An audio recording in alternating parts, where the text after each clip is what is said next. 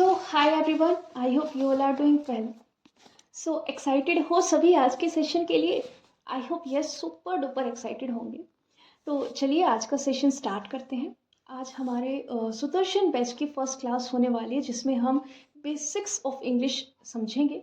एकदम बेसिक्स से पढ़ाने वाली हूँ. आज का सेशन ऐसे होने वाला है कि ग्रामर को आप बहुत ही बेसिक से सीखोगे, इस तरीके से सीखोगे कि आज के बाद कभी भी कोई भी प्रॉब्लम नहीं आएगी आपको. इसमें बहुत गहराइयों से चीज़ों को जानेंगे. और कुछ बच्चों को तो ऐसा भी लगेगा कि मैम कुछ ज़्यादा ही बेसिक्स हो रहा है ना, इतना तो पता है. बट कोई नहीं, जब भी किसी स्ट्रॉन्ग चीज़ को बनाना होता है ना, तो उसका फाउंडेशन बहुत ज़्यादा स्ट्रॉन्ग बनाना पड़ता है. तो आज की क्लास में मैं आपका फाउंडेशन काफ़ी स्ट्रॉन्ग करा दूँगी. आप चाहे किसी भी एग्ज़ाम की तैयारी कर रहे हो, एसएससी हो, DSSS हो, बैंकिंग एग्ज़ाम हो, CDS हो, जिसमें भी आपकी इंग्लिश आती है. ये चीज़ तो आपने भी फील की होगी कि हर एग्ज़ाम में क्लैट का हो या कोई भी हो, इंग्लिश का सिलेबस 80-90% सिमिलर होता है. तो ये सुदर्शन बैच आपके हर एग्ज़ाम के चक्रव्यूह को तोड़ के रख देगा. यानी कि आप एक बार ढंग से पढ़ लोगे 30-40 क्लासेस, उसके बाद कोई भी एग्ज़ाम दे लेना, कितने भी एग्ज़ाम दे लेना, इंग्लिश की वजह से आपका सिलेक्शन नहीं रुकेगा. और जब मैं ये बात करती हूँ कि इंग्लिश की वजह से, इसका मतलब ये नहीं कि मुझे आपकी सिलेक्शन की फ़िक्र नहीं है, मैं बस सिर्फ इंग्लिश को देखूंगी. कुछ ही दिनों में आपके लिए एक और बड़ा सरप्राइज़ गिफ्ट आपके सामने आने वाला है. ठीक है, अब समझ जाओ, इस चीज़ से इतनी हिंट काफ़ी है. चलिए, तो सबसे पहले let's start today's session with a short prayer. अभी ना आपको एक काम करना है, सभी बच्चे अपनी आंखें बंद कर लो एंड एक हम ना प्रेयर के साथ अपनी क्लास स्टार्ट करेंगे. तो मेरे साथ साथ बोलो, dear universe, please help me stay focus. Please help me learn and understand better. Please help me stay away from all the distractions. Take a deep breath. अब 30 सेकेंड्स के लिए ना आप सभी अपने मन में वो सोचो जो आप अपनी लाइफ में करना चाहते हो, जो जॉब आप पाना चाहते हो, जो खुशी आपको चाहिए है. मैनिफेस्ट करो उस चीज़ को. 30 सेकेंड के लिए जस्ट सोचो माइंड में.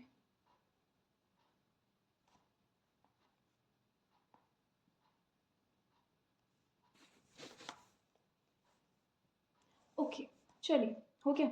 हाँ जी. अब देखो, सबसे पहले ना मैं सिलेबस डिस्कस करूंगी. ठीक है, और आज की ही क्लास में हम हर टॉपिक का बेसिक्स क्लियर कर लेंगे. उससे फिर होगा क्या, इनको हम बाद में काफ़ी डेप्थ में पढ़ेंगे, अलग अलग सिंगल सिंगल चैप्टर बना के. हर एक चैप्टर के बाद उसका प्रैक्टिस सेशन भी होगा, उसका टेस्ट भी लिया जाएगा. लेकिन आज सारे ही चैप्टर से आपको फेमिलियर करा दिया जाएगा किसमें क्या होता है, एंड बेसिक ओवरव्यू आपको मिल जाएगा. और जब मैं बेसिक ओवरव्यू बोल रही हूँ तो इसको हल्के में मत लेना. ये क्लास ना सब क्लास पे भारी होने वाली है, बहुत एक्सट्रीमली इम्पोर्टेंट. ठीक है, तो इसको बिल्कुल भी मिस मत करना, क्योंकि यहाँ से ना मैं आपकी नींव रख रही हूँ, आपका फाउंडेशन बना रही हूँ. और जिसका फाउंडेशन गड़बड़ा जाता है ना, तो फिर वो कितनी ही मंजिल खड़ी कर ले, फिर भी उसको वो सिक्योर नहीं हो पाता है. तो आज की क्लास बहुत ध्यान से देखना यार. ठीक है, अपनी जो नींव है उसको मजबूत कर लो. फिर आपको मेरा पर्पज़ ये है कि आज की क्लास में आपको इतना सिखा दूँ कि आप किसी भी सेंटेंस का पोस्टमार्टम कर दो. कहीं भी देखते कोई सेंटेंस, क्या इसमें आर्टिकल लगा हुआ है, ये क्यों लगा हुआ है, पार्ट ऑफ था इसमें, नाउन एडजेक्टिव सब कुछ क्या है, सारी चीज़ें आपको पता होनी चाहिए. एंड ये सारी चीज़ें पता चलेगी आज की क्लास के बाद. इस क्लास के बाद इसकी क्विज भी, कि आपने यहाँ से कितना सीखा, टेलीग्राम चैनल पे मिल जाएगी. तो इसके बाद सीधा वहाँ चले जाना. चलिए, सबसे पहले ना सिलेबस के बारे में जान लेते हैं, क्योंकि मैप के बिना ना सफ़र को तय नहीं किया जाता है. ओके, तो इंग्लिश में आपको क्या क्या पढ़ना है. तो बेसिकली आप कोई भी एग्ज़ाम दे रहे हो, कोई भी का मतलब है गवर्नमेंट एग्ज़ाम में, आपका कोई भी एग्ज़ाम है, तो इंग्लिश की ना 3 सेगमेंट्स होती है, 3 पार्ट्स होते हैं. सबसे पहले आता है आपका ग्रामर. क्या आता है? ग्रामर. ठीक है, एंड उसके बाद आती है आपकी verbal ability. Verbal ability. And last में आपकी आती है वोकैब. क्या आती है? वोकैब. तो देखो, अब ग्रामर में हम क्या क्या चीज़ें करने वाले हैं. ग्रामर में सबसे पहले मैं आपको सारा पार्ट्स ऑफ स्पीच कराऊंगी. हालांकि इस पर मैं पहले भी सेशन ले चुकी हूँ, बट ये एक फाउंडेशन बैच है, तो इसमें सब कुछ स्क्रैच से होने वाला है. जिनके ये बहाने रहते हैं ना, हम तो हिंदी मीडियम से हैं मैम, हमारे तो इंग्लिश शुरू से ही वीक रही है, अब नहीं सुधर सकती. तो भाई रुक जाओ तुम. ज़ीरो टू हीरो चीज़ें यहाँ पे होगी. टेंशन मतलब जो हिंदी मीडियम से ना, उनको सब समझ में आएगा. मैं एकदम ग्राउंडेड होके आपके लेवल पे जाके आपको वहाँ से उठाऊंगी, एंड कब मैं लो से हाई चली जाऊंगी आपको बिल्कुल भी पता नहीं लगने दूंगी. सच में. ठीक है। पार्ट्स ऑफ स्पीच में क्या क्या आता है, हमारा नाउन आता है, उसके बाद हमारा प्रोनाउन आता है, उसके बाद एडजेक्टिव आता है, उसके बाद में हमारा एडवर्ब आता है, ठीक है, उसके बाद में हमारा प्रेपोजिशन आता है, उसके बाद में कंजक्शन आता है, फिर इंटरजेक्शन आता है। ये सारे टॉपिक्स यहाँ पे आज डिस्कस होंगे। इसके अलावा फिर मैं आपको सब्जेक्ट वर्ब एग्रीमेंट, बहुत इंपॉर्टेंट है, आजकल ट्रेंड में चल रहा है, यहाँ से क्वेश्चन सबसे ज़्यादा पूछे जाते हैं, तो ये बताऊँगी। फिर टेंसेस करेंगे हम लोग, ठीक है, फिर हम वॉइस करेंगे, देन हम डायरेक्ट इनडायरेक्ट यानी कि नरेशन को देखने वाले हैं, एंड उसके बाद क्वेश्चन टैग जैसा एक छोटा सा टॉपिक जिसको 10 मिनट में ख़त्म कर लेंगे हम लोग। आर्टिकल्स हो गया, ठीक है, फ्रेजेस क्या होते हैं, सेंटेंस क्या होते हैं, कितने टाइप्स के होते हैं, क्लोजेस क्या होते हैं, ये सारी बातचीत हम लोग यहाँ पे ग्रामर पोर्शन में करेंगे, ठीक है। अब उसके बाद वर्बल एबिलिटी से आपके एग्जाम में क्वेश्चन आते हैं रीडिंग कंप्रीहेंशन के, जिसको मैं आरसी बोलती हूँ, फिर सीटी यानी कि क्लोज टेस्ट, और फिर पीजे यानी कि पैराजम्बल्स। ये शॉर्ट फॉर्म याद रखना, मैं ऐसे ही बोलती हूँ, ठीक है। आरसी करेंगे, सीटी करेंगे, पीजे करेंगे, ओके। उसके बाद वोकैब में मैं आपको साइनो, एंटो, सिनोनियम्स, एंटोनियम्स, और वन वर्ड सब्स्टिट्यूशंस, ईडियम्स, और स्पेलिंग मिसस्पेल्ड, ये सब चीज़ें आपको कराने वाली हूँ, ठीक है। तो भाई अब हो जाओ तैयार, अब करते हैं अपनी क्लास स्टार्ट। ये हमने कर लिया थोड़ा सा सिलेबस डिस्कशन, तो चलिए क्लास की शुरुआत करते हैं। सबसे पहले हम क्या सीख रहे हैं यहाँ पे, इंग्लिश। तो मुझे आप में से कोई ये बता दो कि इंग्लिश होती क्या है, व्हाट इज इंग्लिश, इंग्लिश क्या है।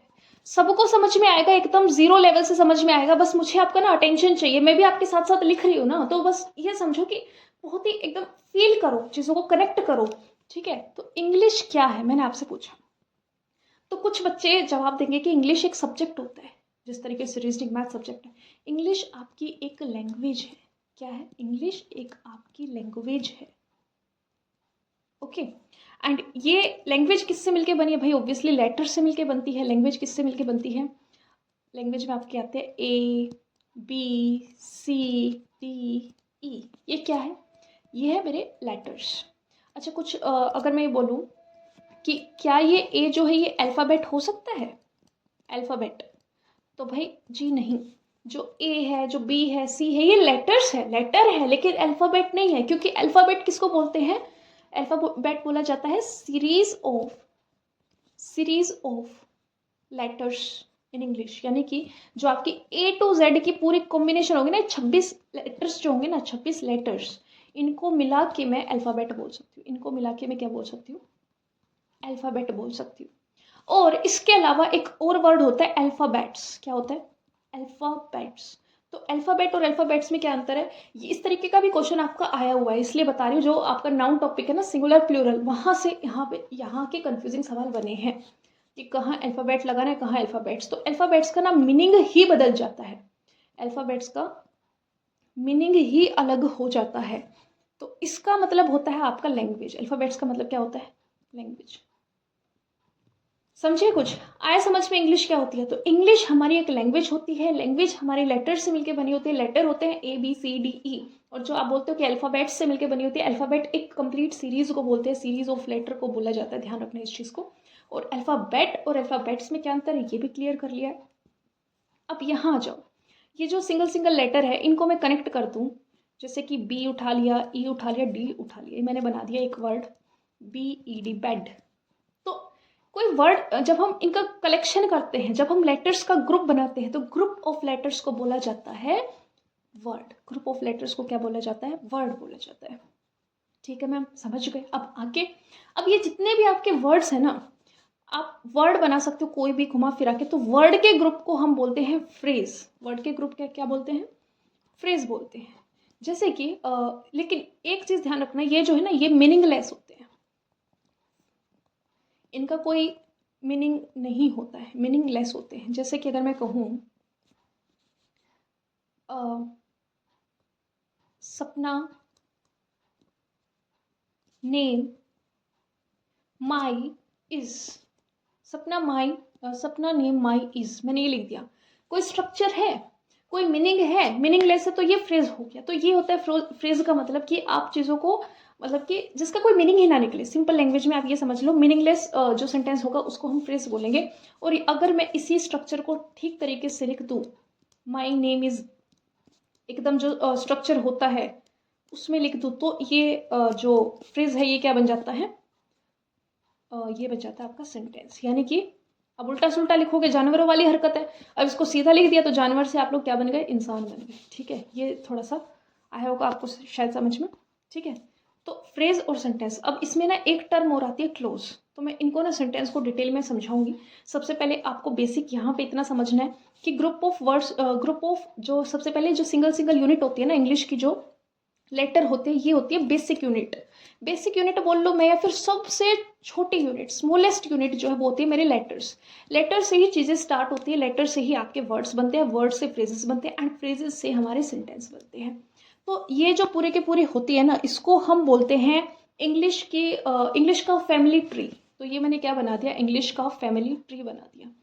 तो अब इस फैमिली ट्री के जितने भी मेंबर्स हैं यहाँ पे, यानी कि लेटर्स, वर्ड, फ्रेज, सेंटेंस, तो इनके नेचर को समझेंगे कौन कैसा है। तो चलिए अब इनकी फैमिली को समझते हैं। ओके, तो सबसे पहले मैं ना लास्ट से स्टार्ट करूंगी, सेंटेंस से समझाऊंगी, कनेक्टिविटी बनती चलेगी, ध्यान से सुनना, बहुत अच्छे से समझ में आएगा। सबसे पहले मैं आपको बताती हूँ सेंटेंस। सेंटेंस क्या होता है, वर्ड का एक ऐसा ग्रुप जो कंप्लीट सेंस दे। तो सेंटेंस का मतलब सिर्फ इतना समझ लो, a group of word, a group of words जो कंप्लीट सेंस दे, कंप्लीट सेंस। समझे कुछ, नहीं समझे तो आगे देखो। इसका ना एक बेसिक सा स्ट्रक्चर होता है, इसका एक बेसिक सा स्ट्रक्चर होता है, एंड वो क्या है, वो है ये subject plus verb plus object. ये शॉर्ट फॉर्म में लिख दिया है ना, कभी कंफ्यूज हो जाओ, क्योंकि नोट्स भी तो तैयार कर रही हूँ ना मैं आप लोगों के लिए। ये हो जाएगा सब्जेक्ट, ये हो जाएगी वर्ब, एंड ये हो जाएगा मेरा लास्ट ऑब्जेक्ट। तो ये एक बेसिक सा स्ट्रक्चर होता है, जो मैंने अभी ऊपर बात की ना कि माई नेम इज सपना को अगर मैं तोड़ मरोड़ के लिख रही हूँ और वो मीनिंगलेस हो रहा है, तो वो सेंटेंस ही नहीं बनता है, क्योंकि सेंटेंस हमेशा एक स्ट्रक्चर को फॉलो करता है। जैसे एक और एग्जांपल लेते हैं, Ram Yeats food, Ram Yeats food. तो यहाँ पे राम क्या है, सब्जेक्ट है, राम क्या है, सब्जेक्ट है, ईट्स खाना, खाना क्या है, वर्ब है, और फूड क्या खा रहा है, फूड क्या हो जाएगा यहाँ पे, ऑब्जेक्ट हो जाएगा। अब आपके माइंड में आएगा कि मैम आप हमें बेसिक से पढ़ा रहे हो, एकदम जीरो से उठा रहे हो, तो हमें ये तो बता दो सब्जेक्ट कैसे पहचान लिया आपने, ऑब्जेक्ट, हम फूड को सब्जेक्ट क्यों नहीं बोल रहे हैं ना। तो टेंशन मत लो, सारी चीज़ें कवर की जाएगी, कुछ भी बातें एज इट इज़ नहीं बता दूंगी, कोई भी रूल नहीं चेपने वाली हूँ यहाँ पे कि बस इसको याद कर लो, सब चीज़ें समझाऊंगी, ध्यान से सुनो। अब मैं आपको सिखाती हूँ कि सब्जेक्ट और ऑब्जेक्ट कैसे पहचानते हैं, how to identify subject object. let me change the pen। Okay, अब देखो, जैसे वो पीछे एग्जाम्पल था उसी को लेते दोबारा से, राम ईट्स फूड, ये सेंटेंस है। अब यहाँ पे काम कौन कर रहा है, काम राम कर रहा है, तो काम करने वाला, काम करने वाला जो होता है ना, जिसको मैं डूअर भी बोल सकती हूँ, क्या बोल सकती हूँ, डूअर बोल सकती हूँ। तो जो डूअर होता है वही हमारा सब्जेक्ट होता है, क्या होता है, सब्जेक्ट होता है। और काम क्या है, जो काम होता है ना वो आपकी वर्ब होती है, काम, कोई भी काम है वो आपकी क्या होगी, वर्ब होगी। एंड ऑब्जेक्ट क्या होगा, काम किस पर किया जा रहा है, काम किस पर किया जा रहा है, वो होता है मेरा ऑब्जेक्ट, वो होता है ऑब्जेक्ट। ठीक है, अब सब्जेक्ट ढूंढने के लिए एक ट्रिक दे दो मैम, हम अभी भी कंफ्यूज हैं, तो अब ये सुन लो। जब भी आप किसी भी सेंटेंस में ये पता कर रहे हैं कि इसमें सब्जेक्ट कौन सा है, तो सिंपली एक काम करना, उससे क्वेश्चन पूछना, पुट क्वेश्चन, क्या पूछना उनसे, उनसे आपको पूछना है हु या फिर व्हाट। जो आपको हु और व्हाट का जवाब दे दे तो समझ जाना वो क्या है, मेरा सब्जेक्ट है। सिमिलरली जब आपको ऑब्जेक्ट ढूंढना है तो उससे आप व्हाट या फिर हुम का आंसर क्वेश्चन पुटअप करके देखना, अगर आंसर मिल रहा है तो वो क्या है, आपका ऑब्जेक्ट है। ये 2 सवाल याद रख लो, सब्जेक्ट और ऑब्जेक्ट में कभी भी गलती नहीं करोगे, बहुत आराम से एफर्टलेसली पहचान लोगे। अब इसको और अच्छे से क्लियर करते हैं। जैसे कि ये क्वेश्चन है, राम ईट्स फूड, राम खाना खाता है। कौन खाना खाता है? यहाँ पे अगर मैं क्वेश्चन पुट अप करूँ इसके प्लेस पे, मुझे ये पता करना है सब्जेक्ट है ऑब्जेक्ट, तो इसकी जगह पे मैं क्या या फिर कौन रख के देखूंगी, तो मुझे हु का आंसर मिल रहा है, तो ये क्या मेरा सब्जेक्ट है। क्लियर हुई चीज। सिमिलरली अब ये जो फूड है, काम किस पर किया जा रहा है? राम जो है वो क्या खाता है, राम खाता है, लेकिन क्या, ये लास्ट में जो क्या का जवाब मिल रहा है ये आपका क्या हो जाएगा, ऑब्जेक्ट। या फिर कौन खाता है तो आपका हु। जैसे कि इसमें आगे समझते हैं। एक और एग्जांपल, पेन चेंज कर इसी से लिख देते, चलो आगे बता। स्लाइड ना नीट एंड क्लीन होगी तो आपको नोट्स पढ़ने में ना दिक्कत नहीं होगी। ओके, एक और एग्जांपल है, जैसे कि he killed him, he killed him. अब इस सेंटेंस में आप ये देखो, मुझे ये पता करना है, अगर मैं आपसे पूछती हूँ कि भाई मुझे बता दो ही क्या है, मेरा सब्जेक्ट है या ऑब्जेक्ट है, और तुम एकदम मतलब बताओ, चलो बताओ ही किल्ड हिम। अब मैंने एग्जामिनर ने पूछ लिया आपसे कि ही क्या है बच्चे, सब्जेक्ट है या ऑब्जेक्ट है, बता दो। तो आप कैसे करोगे कि हमारी मैम ने ये सिखाया था कि अगर जो भी आपको पता करना है ना उस पर, अगर आपको सब्जेक्ट पता करना है तो वहां पे हु या फिर वट पूछ के देखो। ही किल्ड हिम, उसने इसको मारा। किसने किसको मारा? हु का जवाब मिल रहा है ना, हु किल्ड हिम। यहाँ पे क्वेश्चन क्या पूछा जा रहा है, who killed him, who killed him, तो इसका जवाब में क्या आएगा, ही किल्ड हिम। तो मुझे भाई यहाँ पे हु का जवाब मिल रहा है, तो हु का जवाब मिल रहा है तो मेरा ही क्या हो जाएगा, सब्जेक्ट हो जाएगा, सिंपल। अब मुझे चाहिए हिम का, बता दो हिम क्या है, सब्जेक्ट है या ऑब्जेक्ट है। तो ध्यान से देखो, ही किल्ड हिम, उसने इसको मारा। अरे उसने किसको मारा, ही किल्ड हुम, ही किल्ड हुम। मैंने ये क्वेश्चन पूछ लिया, तो हुम का जवाब अगर मुझे मिल जा रहा है यहाँ से, तो ये क्या हो जाएगा, मेरा ऑब्जेक्ट हो जाएगा। सो ये था हमारा सब्जेक्ट और ऑब्जेक्ट किस तरीके से आइडेंटिफाई किया जाता है। अब कुछ ऐसे सेंटेंसेस भी होते हैं जिनमें ऑब्जेक्ट होता ही नहीं है। ऐसा जरूरी नहीं कि हर सेंटेंस में आपको ऑब्जेक्ट मिलेगा, कोई भी ऐसा रूल फिक्स नहीं है। जैसे कि एक और एग्जांपल है, she is she is very intelligent. अब इसमें तुम मुझे बता के दिखा दो, चलो ढूंढो ढूंढो, इंटेलिजेंट कौन है। शी तो मुझे हु का जवाब दे रही है, तो ये क्या हो जाएगी, मेरी सब्जेक्ट हो जाएगी। चलो भाई ठीक है, इज एम आर ये सब क्या होते हैं, हेल्पिंग वर्ब यानी कि वर्ब, ठीक है। अब यहाँ पे जो इंटेलिजेंट है ना, ये मेरा एडजेक्टिव है। क्या है, एडजेक्टिव है। मैम अब ये नई कहानी कहाँ से ले आए, क्या होता है एडजेक्टिव, सब समझाऊंगी बच्चे, ध्यान से सुनो। जो भी नाउन को डिस्क्राइब करता है, नाउन के बारे में एक्स्ट्रा बातें बताता है, ठीक है, उसको ही एडजेक्टिव बोलते हैं। इनडायरेक्टली आप ये समझ लो, तारीफें, क्या, जो तारीफें की जाती है ना, वो हमारी एडजेक्टिव होती है। यानी कि किसी के बारे में आप कुछ भी बता रहे हो, वो लंबा है, छोटा है, बुराइयां भी होती है, मतलब बेसिकली आप किसी की विशेषताएं बता रहे हो, वही आपका एडजेक्टिव है, ठीक है। जैसे कि आप बहुत सुंदर हो, ठीक है, तो इस तरीके की जो इसमें सुंदरता है वो क्या है, आप तारीफ कर रहे हो, आप विशेषता बता रहे हो, तो आप बहुत इंटेलिजेंट हो, वो बहुत इंटेलिजेंट है। तो नाउन को बेसिकली एडजेक्टिव क्या होता है, जो नाउन को डिस्क्राइब करता है। ये चीज़ मैं आपको आगे भी समझाऊंगी, पार्ट ऑफ स्पीच जब हम करेंगे, नाउन को डिस्क्राइब करता है, ठीक है जी। तो ये हमारा क्या होता है, नाउन को डिस्क्राइब करने वाला एडजेक्टिव। अब मुझे इसमें तुम ये बता दो कि कहाँ है तुम्हारा ऑब्जेक्ट, दिख रहा है तुम्हें ऑब्जेक्ट, बिल्कुल भी नहीं। तो मैं यही चीज क्लियर करना चाहती थी कि जरूरी नहीं है कि आपको हर सेंटेंस में ऑब्जेक्ट मिले तो ही वो सेंटेंस बने। जैसे कि अभी ऊपर आपको एक बेसिक सा स्ट्रक्चर बताया कि सब्जेक्ट प्लस में वर्ब प्लस ऑब्जेक्ट होता है हमारा सेंटेंस की फ्रेमिंग। तो इसमें अगर ऑब्जेक्ट नहीं है तो क्या ये सेंटेंस नहीं है, शी इज वेरी इंटेलिजेंट। अरे भाई मीनिंगफुल है, बिल्कुल सेंटेंस है, क्यों नहीं होगा, मीनिंगफुल है और सेंटेंस है, ठीक है।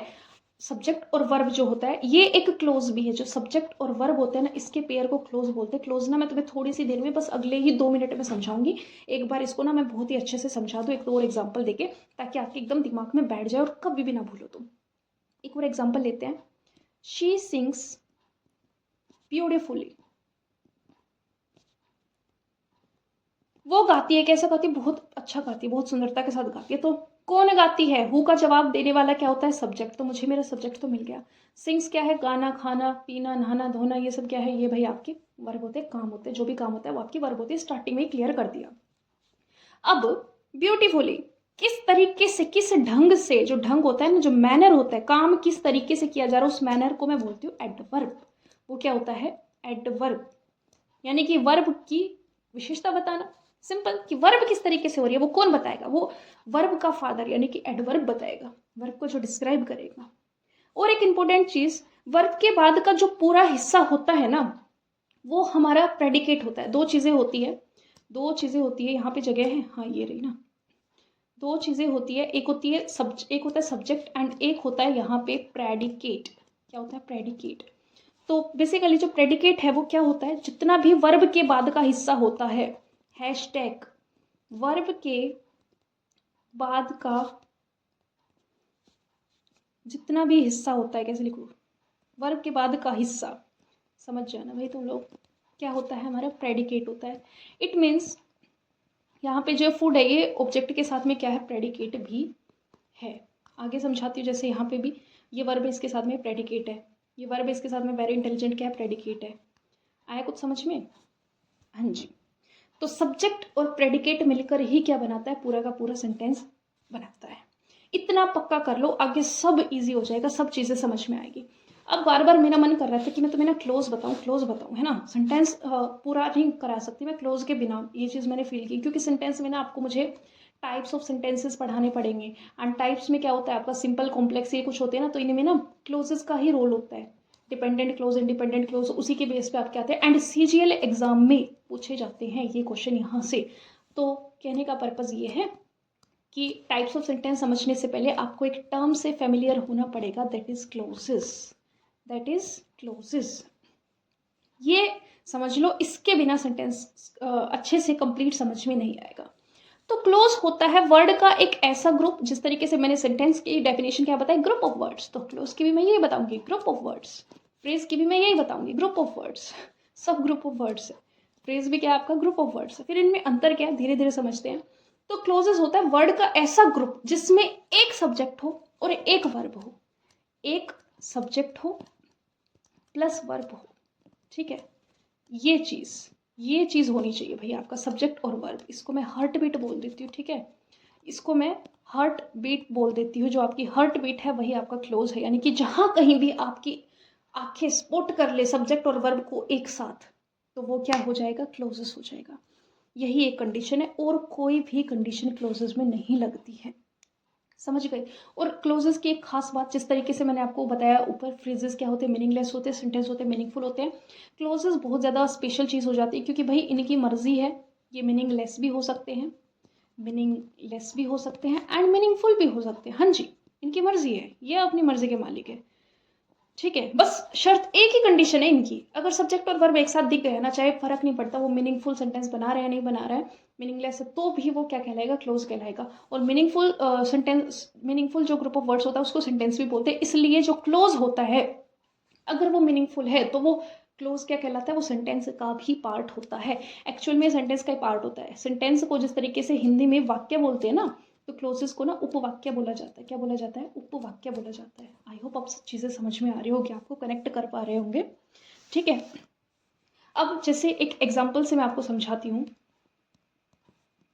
एक एग्जाम्पल लेते हैं, ही इज हर्षित। अब इसमें ध्यान से देखो, आपकी आंखें क्या स्पॉट कर रही है, ही क्या है, सब्जेक्ट है, ही इज हर्षित, कौन है हर्षित, हु का जवाब मिल रहा है, और हु का जवाब मिलने को क्या बोलते हैं, सब्जेक्ट बोलते हैं, ठीक है। तो मेरी आंखों ने सब्जेक्ट को कर लिया स्पॉट। अब is am are helping verb, क्या ये वर्ब है, क्या ये वर्ब है। और सब्जेक्ट और वर्ब जहां कहीं भी आप एक साथ देख लोगे तो आपका दिल धड़कना चाहिए, it's a heart beat brother, it's a heart beat, ठीक है। और हार्ट बीट को क्या बोलते हैं, क्लोजेस। तो मुझे एक क्लोज मिल गया, क्योंकि यहाँ पे एक सब्जेक्ट है और एक ही वर्ब है।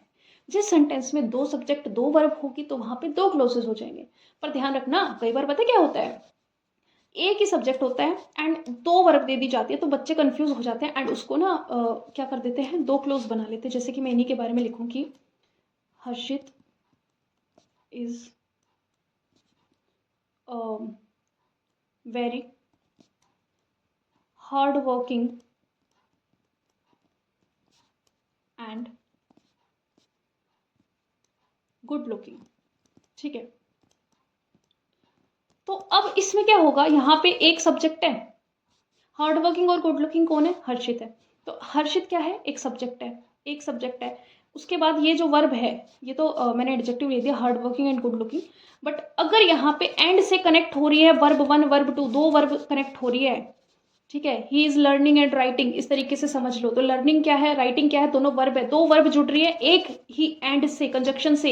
लेकिन यहाँ पे जो सब्जेक्ट है वो एक है, तो बच्चे यहाँ पे दो क्लोज नहीं होंगे, दो क्लोज नहीं होंगे। अगर एक सब्जेक्ट के बारे में दो बातें बताई जा रही है तो वहां पे एक ही क्लोज होता है, दो क्लोज नहीं होते, ध्यान रखना इस चीज को। वो आपका कंपाउंड सेंटेंस होता है, आगे मैं आपको अच्छे से समझाऊंगी इस चीज को। फिलहाल के लिए इतना समझ लो, जहां कहीं भी आपकी आंखें एक सब्जेक्ट और एक वर्ब को स्पॉट कर लेगी, वो क्या हो जाएगा, हमारा क्लोज हो जाएगा। अब इसमें भी ना कुछ कुछ चीजें आती है, जैसे कि एक सेंटेंस है, इसी को एडिट कर देते हैं ना थोड़ा सा। अभी वहां पे ऊपर क्या लिखा हुआ था, ही इज हर्षित, एंड मैं इसी में एड ऑन कर देती हूँ कुछ चीजें, who is Nishant's brother, Nissan's brother. अब यहाँ पे एक सेकेंड रुकना, पेन चेंज कर लूँ। हाँ, ही क्या है, मेरा सब्जेक्ट है, ठीक है। इज क्या है, वर्ब है। सब्जेक्ट और वर्ब मुझे एक साथ दिख गई, तो ये क्या हो गया, मेरा एक क्लोज यहाँ पे तैयार हो गया। अब हु इज, इसके बारे में बताई जा रही है, तो ये भी ऑब्वियसली सब्जेक्ट है। सब्जेक्ट और वर्ब मुझे दोबारा से दिख गए, सब्जेक्ट और वर्ब मुझे दोबारा से दिख गए, तो यहाँ पे ये हो जाएगा सेकंड क्लोज। लेकिन अब समझने वाली बात ये है कि क्लोज यहीं से दो कैटेगरी निकल के आती है, क्योंकि ये सेंटेंस ना अपने आप में कंप्लीट है कि वो हर्षित है, ये कंप्लीट है ये बात। Who is Nishant's brother. अब ये सोचो कि मैं ना ही इज हर्षित को कट कर देती हूँ, एक सेकेंड, और सिर्फ इतना सेंटेंस आपको दे देती हूँ, हु इज निशांस ब्रदर, जो निशांत का भाई है, जो निशांत का भाई है। कैसी फील आ रही है, यहाँ से फील कैसी आ रही है, अरे मैम कुछ तो अधूरा अधूरा सा लग रहा है, कुछ तो अधूरा अधूरा सा लग रहा है, इनकम्प्लीट सेंस आ रही है, इनकम्प्लीट सा लग रहा है कि जो निशांत का भाई है, ऐसा मन कर रहा है इसके आगे कुछ तो बता, कुछ तो बोल भाई, आ रहा है, ऐसी फील आ रही है। तो बस यहीं से आपकी दो कैटेगरीज डिवाइड होती है, एक है independent clause, independent clause, and second one is dependent clause, dependent clause. ठीक है, अब जो इंडिपेंडेंट क्लोज है वो ही होता है आपका मेन क्लोज। कैसा क्लोज होता है, मेन क्लोज, जो अपने आप में कंप्लीट होता है, कोऑर्डिनेट भी इसको आप बोल सकते हो, कोऑर्डिनेट क्लोज। और जो डिपेंडेंट क्लोज होता है ना, वो होता है सब ऑर्डिनेट, जिसको किसी की जरूरत होती है, सब ऑर्डिनेट जिसको किसी की जरूरत होती है। अब मैं ना इसको आपको फैन बॉयज करके कुछ भी याद नहीं कराने वाली हूँ कि भाई ये ट्रिक है, जहां जहां इस तरीके की दिख जाएगी ना आप करके आ जाना। देखो वो तरीका ठीक है, कॉम्पिटिटिव एग्जाम में हेल्प करता है, बट अब इस तरीके से समझ लो ना कि रटना ही ना पड़े, कुछ चक्कर ही ना रहे। जब मैंने आपको इतना क्लियरली बोल दिया कि अगर कोई सेंटेंस अपने आप में कंप्लीट सेंस दे रहा है, कुछ इस तरीके की कंजक्शन होती है, यहाँ पे कोऑर्डिनेट और सबऑर्डिनेट का मतलब कंजक्शन से, ये कुछ कंजक्शंस इस तरीके से आ जाती है। अब जैसे मैं एक सेंटेंस यूज करती हूँ, I went to his house, ठीक है, कंप्लीट है। अब इसको पढ़ के किसी को ऐसा फील हो रहा है कि अरे कुछ और आना था, कुछ और होना था, अरे और क्या होगा भाई, ठीक है कंप्लीट तो है। लेकिन अगर मैं ये बोल दूं यहाँ पे, बिकॉज ही हैड इन्वाइटेड मी, क्योंकि उसने मुझे इन्वाइट किया था, ही हैड इन्वाइटेड मी, ये बोल दिया मैंने, तो आपके मन में आएगा क्योंकि से, तो आपने सेंटेंस स्टार्ट कर दिया मैम, कुछ तो होना चाहिए इसके पहले, इसके पहले कुछ ना कुछ तो आना चाहिए। जब ये फील आती है ना, अधूरी अधूरी फील आती है ना, तो उसको बोलते हैं डिपेंडेंट क्लोज, सब ऑर्डिनेट जो कंजक्शन है वो इस टाइम पे यूज की जाती है। जैसे कोई सेंटेंस मैं इफ से स्टार्ट कर रही हूँ एंड उसके आगे मैंने कुछ और लिखा ही नहीं है, तो अगर से कोई चीज स्टार्ट हो रही है तो तुम सोचो ना किस तरीके की कंडीशन है, डिपेंड करेगा ना किसी पे। इफ का तो मतलब है कि आप दो सेंटेंस को जोड़ोगे 101%, अगर ऐसा हो जाए तो वैसा कर दूं मैं, इस तरीके की बातें आप आगे एड ऑन करोगे ना। लेकिन जो एंड है, एंड अपने आप में कंप्लीट फील देगा, ठीक है, इफ नहीं देगा, इफ के लिए डिपेंडेंट क्लोज हो जाएगा। तो ये होता है जो कोऑर्डिनेट और सबऑर्डिनेट कंजक्शंस होती है ना, तो इसके लिए आपको रटने की जरूरत नहीं है कि भाई वो इस ट्रिक से ही आप लोग याद करोगे, ठीक है, ये वैसे ही हो जाएगा। चलो अब आगे बढ़ते हैं। आई होप आपको समझ में आया होगा। अब क्लोज से ना मुझे एक चीज़ याद आती है, क्लोज से मुझे चीज़ याद आती है, दैट इज़ फ्रेज। क्या याद आता है? फ्रेज। अब फ्रेज क्या होता है? फ्रेज भी ग्रुप वर्ड्स होता है। क्या होता है? ग्रुप ऑफ वर्ड्स होता है। ग्रुप ऑफ वर्ड्स होता है, लेकिन इसमें ना तो सब्जेक्ट होता है, ना तो सब्जेक्ट होता है, ना ही वर्ब होती है, ना सब्जेक्ट होता है, वर्ब भी नहीं होती। फिर क्या होता है इसमें? इसमें एक मीनिंगलेस सी बात होती है, मीनिंगलेस। इसका कोई मीनिंग नहीं निकलता है, बस कुछ ग्रुप ऑफ वर्ड्स जोड़ दिया वही ठीक है, इसके अलावा और कुछ नहीं। यानी कि सिर्फ कोई एक एक्स्ट्रा इंफॉर्मेशन देता है। जैसे मैं एग्जांपल लेती हूँ, इन the room. In the room, room में है, तो इसका ना लिटरली कुछ मीनिंग निकल नहीं रहा है, मतलब कि आपको अधूरा अधूरा फील होगा, कोई मीनिंग नहीं निकल रहा है। इन द रूम, रूम में क्या, रूम में क्या, तो कंप्लीट सेंस नहीं आ रही, इनकम्प्लीट सेंस है, मीनिंगलेस है, इसमें कोई सब्जेक्ट नहीं आई है, इसमें कोई वर्ब नहीं आई है, तो ये क्या हो जाएगा? हमारा फ्रेज हो जाएगा। On the chair, on the chair, chair पर, चेयर पर क्या, ना इसमें सब्जेक्ट आया है, ना इसमें वर्ब आई है, कुछ भी नहीं, बस एक फ्रेज है, तो इसको क्या बोलेंगे? फ्रेज बोलेंगे। दोबारा से बता रही हूँ, वो ग्रुप ऑफ वर्ड्स जिसमें ना तो सब्जेक्ट होगा ना वर्ब होगा, मीनिंग निकलेगा, जस्ट कुछ वर्ड्स को कंपाइल कर दिया है, उसको हम बोलते हैं आपका फ्रेज। क्लियर हुआ? चलो अब एक सेंटेंस में देखो, he is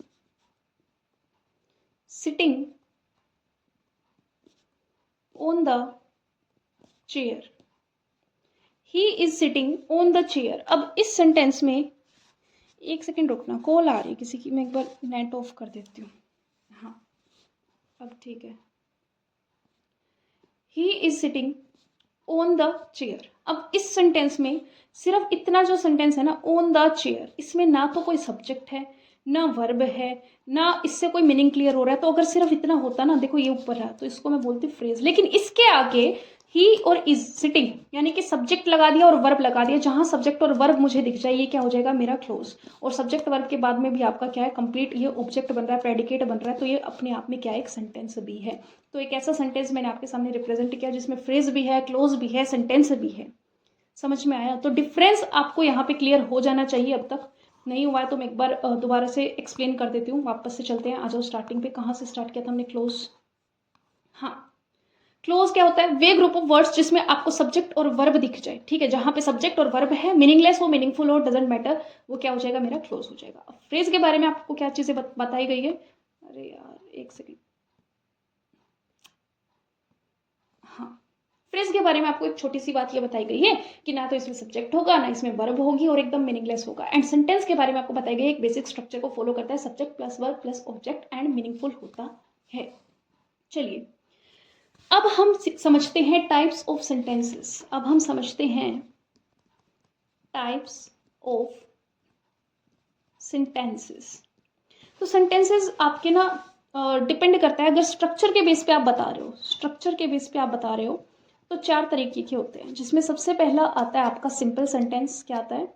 simple sentence. And उसके बाद में आता है कंपाउंड सेंटेंस। क्या आता है? Compound sentence. एंड उसके बाद में आता है complex sentence, complex. And the last one is compound complex, compound complex. चलिए अब इसको समझते हैं ये क्या होते हैं। तो टाइप्स ऑफ सेंटेंसेस समझाने से पहले मैंने आपको क्लोजेस समझाते हैं। क्लोजेस का इसमें बहुत बड़ा रोल होने वाला है, अब ध्यान से सुनना। सिंपल सेंटेंस वो होता है जिसमें एक इंडिपेंडेंट क्लोज होता है, एक इंडिपेंडेंट क्लोज होता है, बस। इंडिपेंडेंट और डिपेंडेंट समझ में आ गया होगा। इंडिपेंडेंट क्लोज वो जो अपने आप में कंप्लीट है, और डिपेंडेंट वो जो अपने आप में कंप्लीट नहीं है। इसको ना मैंने एक अलग वीडियो में, आई थिंक 20 मिनट की वो वीडियो है, लड़का लड़की मेथड से आपको समझाया था कि भाई आप इंडिपेंडेंट को समझ लो लड़का एंड डिपेंडेंट को समझ लो लड़की। तो एक सिंपल सा होता है जो एक सिंपल यानी कि सिंगल सिंगल वाइब दे रहा है, तो एक सिंगल लड़का जो होता है वो होता है हमारा simple sentence. For example, I read books every day. अब मेरी आंखों ने स्पॉट कर लिया कि इसमें एक तो सब्जेक्ट है और एक वर्ब है, सब्जेक्ट प्लस वर्ब क्या हो जाता है? हार्ट बीट, यानी कि क्लोज। एक क्लोज मिल गया और कुछ नहीं है, एक सिंपल क्लोज। इंडिपेंडेंट है, ये पूरा अपने आप में कंप्लीट सेंस दे रहा है ना, किसी पे डिपेंड नहीं है, तो क्या हो जाएगा? सिंपल। अब आ जाओ कंपाउंड। दो या ज़्यादा जो इंडिपेंडेंट क्लोज होते हैं, यानी कि जो कोऑर्डिनेट कंजक्शन से जुड़े होते हैं। कोऑर्डिनेट कंजक्शंस की जो ट्रिक है वो यही है फैन बॉयज, जो मैंने आपको बोला था कि आपको याद मतलब समझ लोगे ना तो इसकी ज़रूरत पड़ेगी नहीं। बाकी मैं यहाँ पे लिखवा देती हूँ क्योंकि मैं आपके नोट्स भी प्रिपेयर करवा रही हूँ। तो एफ का मतलब होता है फोर, ए का मतलब होता है एंड, एन का मतलब होता है आपका नोर, बी का मतलब होता है आपका बट, ठीक है, ओ का मतलब होता है आपका और, वाई का मतलब होता है येट, वाई का मतलब क्या होता है येट, और एस का मतलब होता है सो, ठीक है। तो जिसमें भी ये कंजक्शंस आ जाती है तो वो क्या होता है आपका कंपाउंड सेंटेंस होता है। जैसे कि I wanted to go outside, एक एग्जाम्पल देती हूँ। I wanted to go outside but it was raining, but it was raining. अब यहाँ पे ये फैन बॉयज करके जो ट्रिक बताई है ये बट से कनेक्टेड है, ठीक है, बट से कनेक्टेड है। बट कंजक्शन जहाँ दिख जाएगी वो क्या हो जाएगा कंपाउंड। ये तो हो गई कि भाई आपको एक तरीका बता दिया गया है, बट मैं चाहती हूँ आप समझ लो इस चीज़ को। समझने वाली बात ये है कि आप ना इस कंजक्शन से पहले का सेंटेंस पढ़ के देखो। I wanted to go outside, ये अपने आप में कंप्लीट सेंस दे रहा है ना। जब ये अपने आप में कंप्लीट सेंस दे रहा है, आई क्या है सब्जेक्ट है, वॉन्टेड क्या है वर्ब है, सब्जेक्ट और वर्ब मिल गए क्या बन गया एक क्लोज। एक क्लोज अपने आप में कंप्लीट है, इंडिपेंडेंट है। तो कंपाउंड वो होते हैं जिसमें दो इंडिपेंडेंट क्लोज होते हैं, दो इंडिपेंडेंट क्लोज हमारे होते हैं। अब बट के बाद देखो, बट के पहले का सब कुछ भूल जाओ, इधर आ जाओ। इट वोज, इट क्या है सब्जेक्ट है, वोज क्या है वर्ब है। सब्जेक्ट और वर्ब मिलके क्या बनाते हैं एक क्लोज बनाते हैं। इट वॉज रेनिंग अपने आप में क्या है कंप्लीट है, इट वॉज रेनिंग क्या है अपने आप में कंप्लीट है। तो ये क्या हो जाएंगे, ये हो जाएगा हमारा सेकंड क्लोज हो जाएगा। सॉरी फॉर द डिस्टर्बेंस, चलिए कंटिन्यू करते हैं। अब आता है कॉम्प्लेक्स सेंटेंस। अब तक मैंने क्या क्या बताया टाइप्स ऑफ सेंटेंस में, जो स्ट्रक्चर के बेसिस पे, इसके बाद हम पर्पस के बेसिस पे अलग से समझेंगे। सिंपल सेंटेंस समझ में आ गया, एक इंडिपेंडेंट क्लोज होगा। कंपाउंड सेंटेंस में दो इंडिपेंडेंट क्लोज होंगे, यानी कि जो आप इनकी कंजक्शन से जो जुड़े हुए हैं, अगर आप उनको सेपरेट करके देखोगे तो वो अपने आप में कंप्लीट सेंस दे रहे होंगे, कंप्लीट मीनिंग दे रहे होंगे दोनों। लेकिन कॉम्प्लेक्स थोड़ा सा कॉम्प्लेक्स हो जाता है।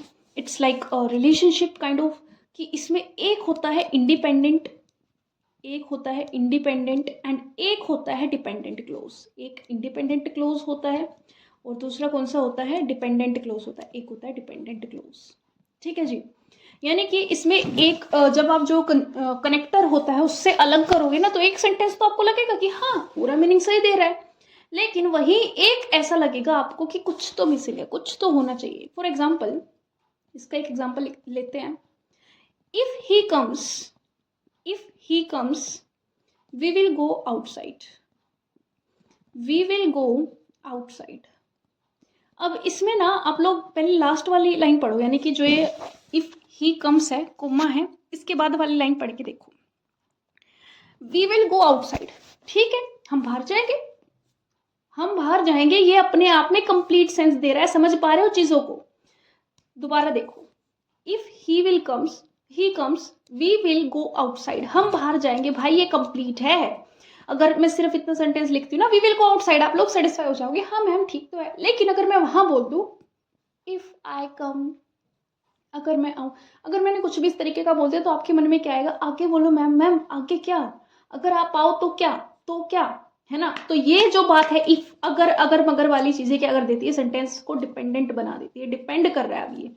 तो ये डिपेंडेंट क्लोज है और ये इंडिपेंडेंट क्लोज है। जिस भी सेंटेंस के स्ट्रक्चर में आपको एक डिपेंडेंट क्लोज मिले, एक इंडिपेंडेंट क्लोज मिले, तो याद रखना वो होता है आपका कॉम्प्लेक्स सेंटेंस। समझ में आया? चलिए अब एक लास्ट रह गया हमारा compound complex. Last one is compound complex. जैसे कि नाम से ही समझ में आ रहा है, बहुत सिंपल है, बहुत सिंपल, जितना पढ़ा है बस वही आपको लगाना है। अभी आपको एक चीज बताई गई है, क्या? कंपाउंड सेंटेंस क्या होते हैं? जिसमें दो इंडिपेंडेंट क्लोज हो। ये चीज समझ में आई थी आपको? जिसमें दो इंडिपेंडेंट क्लोज हो। हाँ जी मैम आई थी। और कॉम्प्लेक्स क्या होते हैं? जिसमें दो सॉरी एक इंडिपेंडेंट क्लोज होगा, एक डिपेंडेंट क्लोज होगा। तो दो इंडिपेंडेंट तो इसमें आ गए, कितने इंडिपेंडेंट्स आएंगे? कॉम्प्लेक्स से अलग क्या है? एक डिपेंडेंट क्लोज, एक डिपेंडेंट क्लोज हो, यानी कि एक लंबा चौड़ा सा आपको सेंटेंस दिखेगा, उसमें दो अगर इंडिपेंडेंट क्लोज है, उनको अगर आप कनेक्टर को हटा के सेपरेट करके देख रहे हो और वो अपने आप में कंप्लीट मीनिंग दे रहे हैं, दो सेंटेंस ऐसे हैं जो इंडिपेंडेंट है और एक उनमें डिपेंड हो रहा है, तो ऐसे सेंटेंस को हम लोग बोलेंगे कंपाउंड कॉम्प्लेक्स सेंटेंस। क्लियर है?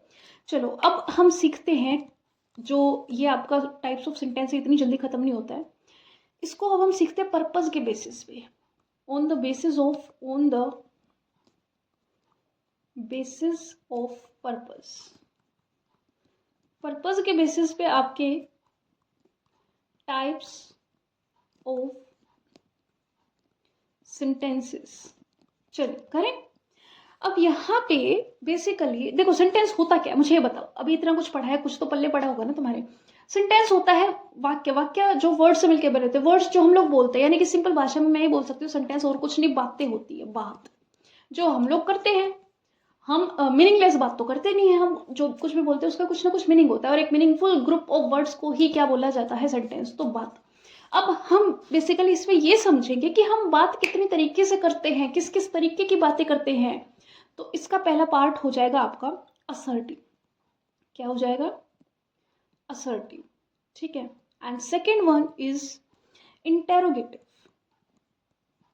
ये सब बेसिक्स है, बहुत ज़्यादा बेसिक है, आप सबने कर रखा है ये सारी चीज़ें, बस एक बार आपको हल्का सा रिवाइज करा रही हूँ ताकि फील आ जाए कि हाँ हमें इंग्लिश आती है, वो कॉन्फिडेंस आप अपने साथ कैरी करके चल सको इस बैच में। इम्पेरेटिव, जितनी ज़्यादा अच्छी एनर्जी आप लोग लगाओगे उतना बेटर मैं आप लोगों के लिए कर पाऊंगी। लाइक बहुत हाई लेवल तक इस चीज़ को ले जाया जा सकता है, कि बहुत अच्छे अच्छे क्वेश्चंस करें हम, ठीक है।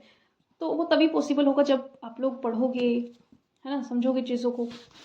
चलो, तो चार तरीके से हम बातें कह सकते हैं। सबसे पहले मैं आपको एक्सप्लेन करती हूँ असर्टिव क्या होता है। असर्टिव जनरली बस एक कोई जनरल सी बात कह देना, जनरल बात कह देना, कहना,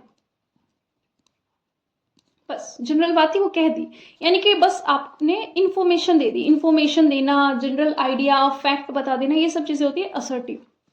जैसे जैसे जैसे जैसे एक होता है कि the sun rises in the east, तो ये फैक्ट है, क्या ये फैक्ट है। और जनरल बात में जैसे कि वह पुस्तक पढ़ती है, फैक्ट है भाई, मतलब कि जनरल बात है, ये तो पढ़ती है, तो इन्फॉर्मेशन दे रहा है, ठीक है। कोई भी इन्फॉर्मेशन कि भाई सुदर्शन बैच इतने बजे कराया जाता है, इसमें क्लासेस कराई जाती है, मैं इंग्लिश पढ़ाती हूँ, आप लोग सपना मैम से इंग्लिश पढ़ते हो, ये सब क्या है, ये सारी बातें जितनी भी, ये सब असर्टिव बातें ही तो है। अब असर्टिव में भी बात कहने के ना दो तरीके होते हैं। जनरल बात को आप दो तरीकों से कह सकते हो, एक तरीका होता है पॉजिटिव और एक तरीका होता है जी नेगेटिव। पॉजिटिव यानी कि हाँ में बात कहना, नेगेटिव यानी कि ना में बात कहना। जैसे कि मैं इंग्लिश पढ़ाती हूँ, पॉजिटिव असर्टिव सेंटेंस है। मैं इंग्लिश नहीं पढ़ाती हूँ, नेगेटिव है, सिंपल। मैं चॉकलेट खाती हूँ, मैं चॉकलेट नहीं खाती हूँ। मैं बाहर घूमने जाती हूँ, मैं बाहर घूमने नहीं जाती हूँ, ठीक है। मैं बच्चों के साथ खेलती हूँ, मैं बच्चों के साथ नहीं खेलती हूँ। मुझे बच्चे बहुत पसंद है, मुझे बच्चे बिल्कुल पसंद नहीं है। तो ये सब क्या है, पॉजिटिव नेगेटिव, पॉजिटिव नेगेटिव। तो ये होते हैं आपके असर्टिव। जितनी भी बातें थी, जो जनरल बातें थी, वो सब होते हैं असर्टिव। अब बात आती है इंटेरोगेटिव। इंटेरोगेटिव क्वेश्चन मार्क, यानी कि क्वेश्चन पूछना, क्वेश्चन पूछना कि भाई what's your name, are you hungry, क्या तुम्हें भूख लगी है, I want to know what your name is. अब इसको इनडायरेक्ट तरीके से अगर सवाल के अंदर छुपाया जाए तो ये क्या हो जाता है, तो ये इंटेरोगेटिव नहीं रहता है, ठीक है। इसको इनडायरेक्टली छुपाया गया है, जैसे जो लोग पहचान कर लेते हैं ना कि क्वेश्चन मार्क होगा वही इंटेरोगेटिव होगा। अब इस तरीके से बोल दिया जाए तो I want to know what your name is, लेकिन वट तो आया ना, क्वेश्चन तो पूछा गया है ना, लेकिन फुल स्टॉप पे खत्म हो रहा है। तो इस तरीके से मत रटना आज की क्लास को कि असर्टिव फुल स्टॉप पे खत्म होगा, एक्सक्लेमेटरी में ये साइन आ जाएगा, इंटेरोगेटिव में क्वेश्चन मार्क आ जाएगा, ठीक है। तो इनडायरेक्टली भी क्वेश्चन बात कही जा सकती है। अच्छा, अब एक चीज, अब बात करते हैं इंपेरेटिव की। इंटेरोगेटिव इतना कुछ नहीं है। अब जैसे क्या तुम इंग्लिश पढ़ते हो, तुम्हें पता है यार ये बहुत ज़्यादा बेसिक हो गया कि आपसे कोई भी क्वेश्चन पूछ रहा है, क्वेश्चन पूछा जा रहा है जिसमें उसको इंटेरोगेटिव बोलते हैं विदाउट एनी एक्सेप्शन। ये बहुत सिंपल है।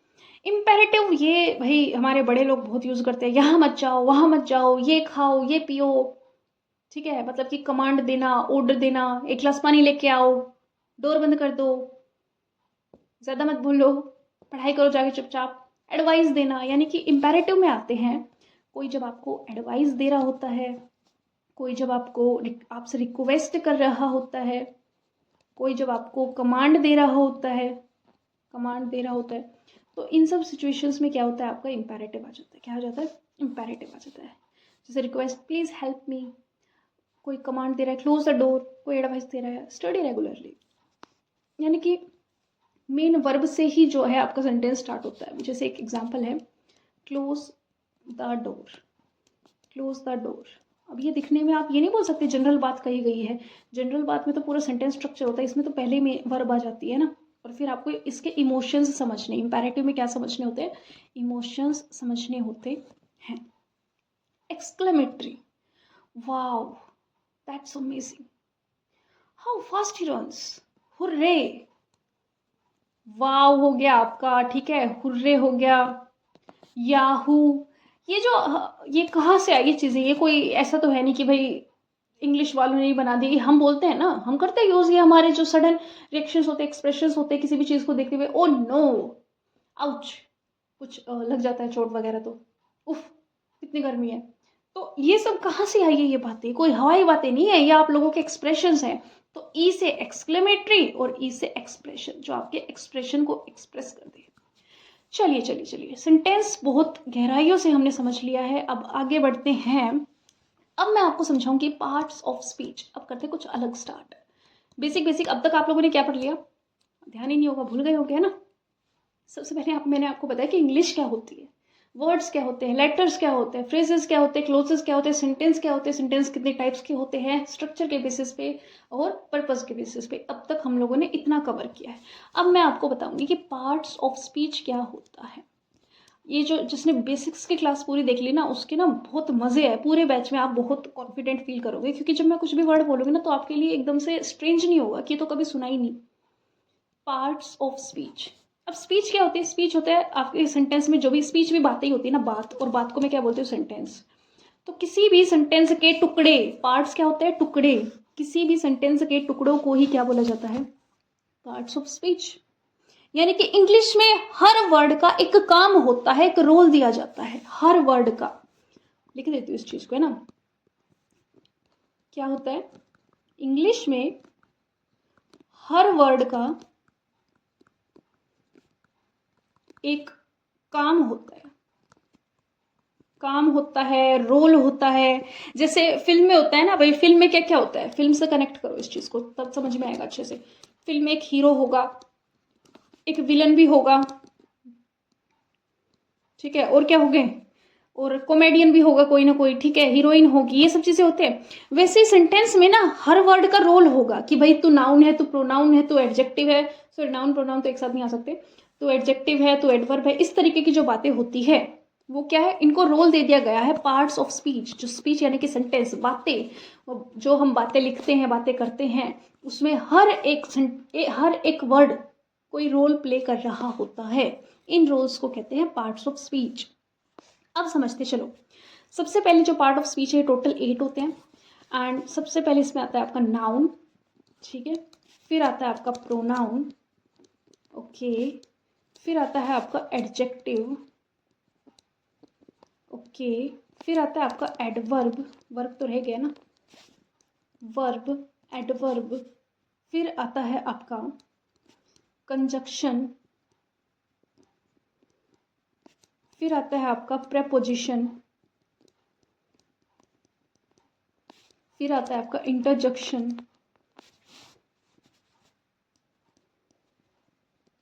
तो ये 8 पार्ट्स होते हैं, noun, pronoun, adjective, adverb, conjunction, preposition, interjection, verb. चलो अब इनको ना एक एक करके समझाती हूँ, बहुत ध्यान से सुनना। ये बेसिक्स अगर तुमने मिस कर दिया ना, फिर तुम मतलब वो कनेक्टिविटी नहीं बना पाओगे आगे क्लासेस में। सबसे पहले हम समझते हैं कि नाउन क्या होता है। तो नाउन क्या होता है, आपने स्कूल में एक डेफिनेशन पढ़ी होगी, आई होप सो सभी ने पढ़ी होगी।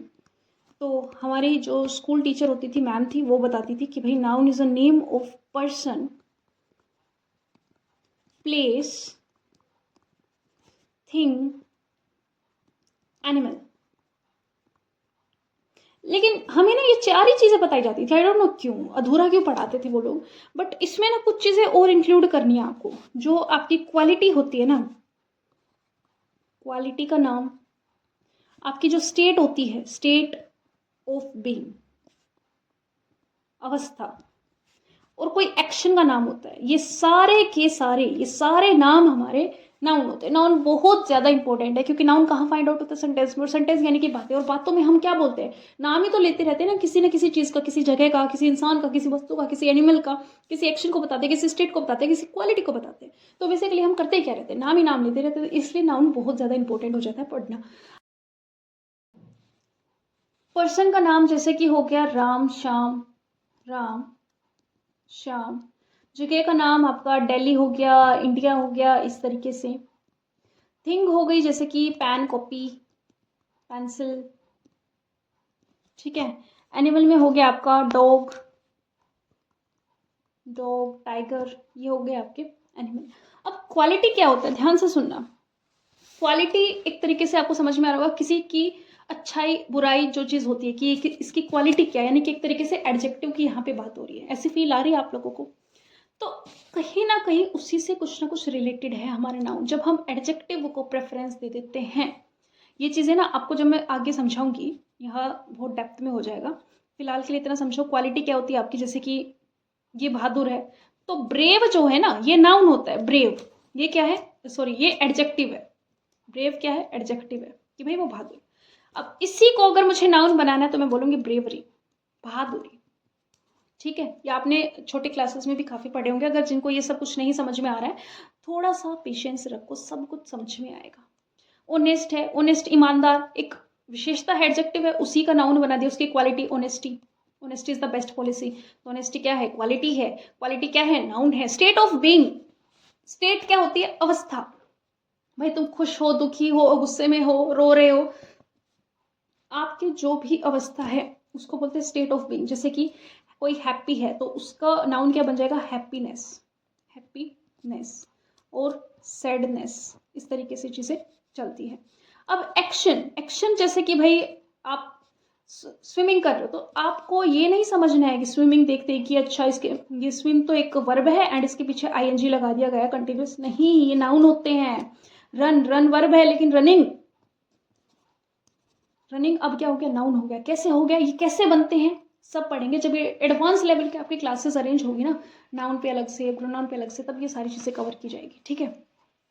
अब चलो, मुझसे ना रहा नहीं जा रहा, मैं अभी यही बता देती हूँ। जैसे देखो, स्विमिंग क्या है? एक एक्शन है, लेकिन वैसे तो स्विमिंग करना, रनिंग करना एक्शन है। अगर आप इनको सब्जेक्ट की जगह यूज करोगे, थोड़ा सा समझा देती हूँ, ज्यादा डेप्थ में नहीं जाएंगे।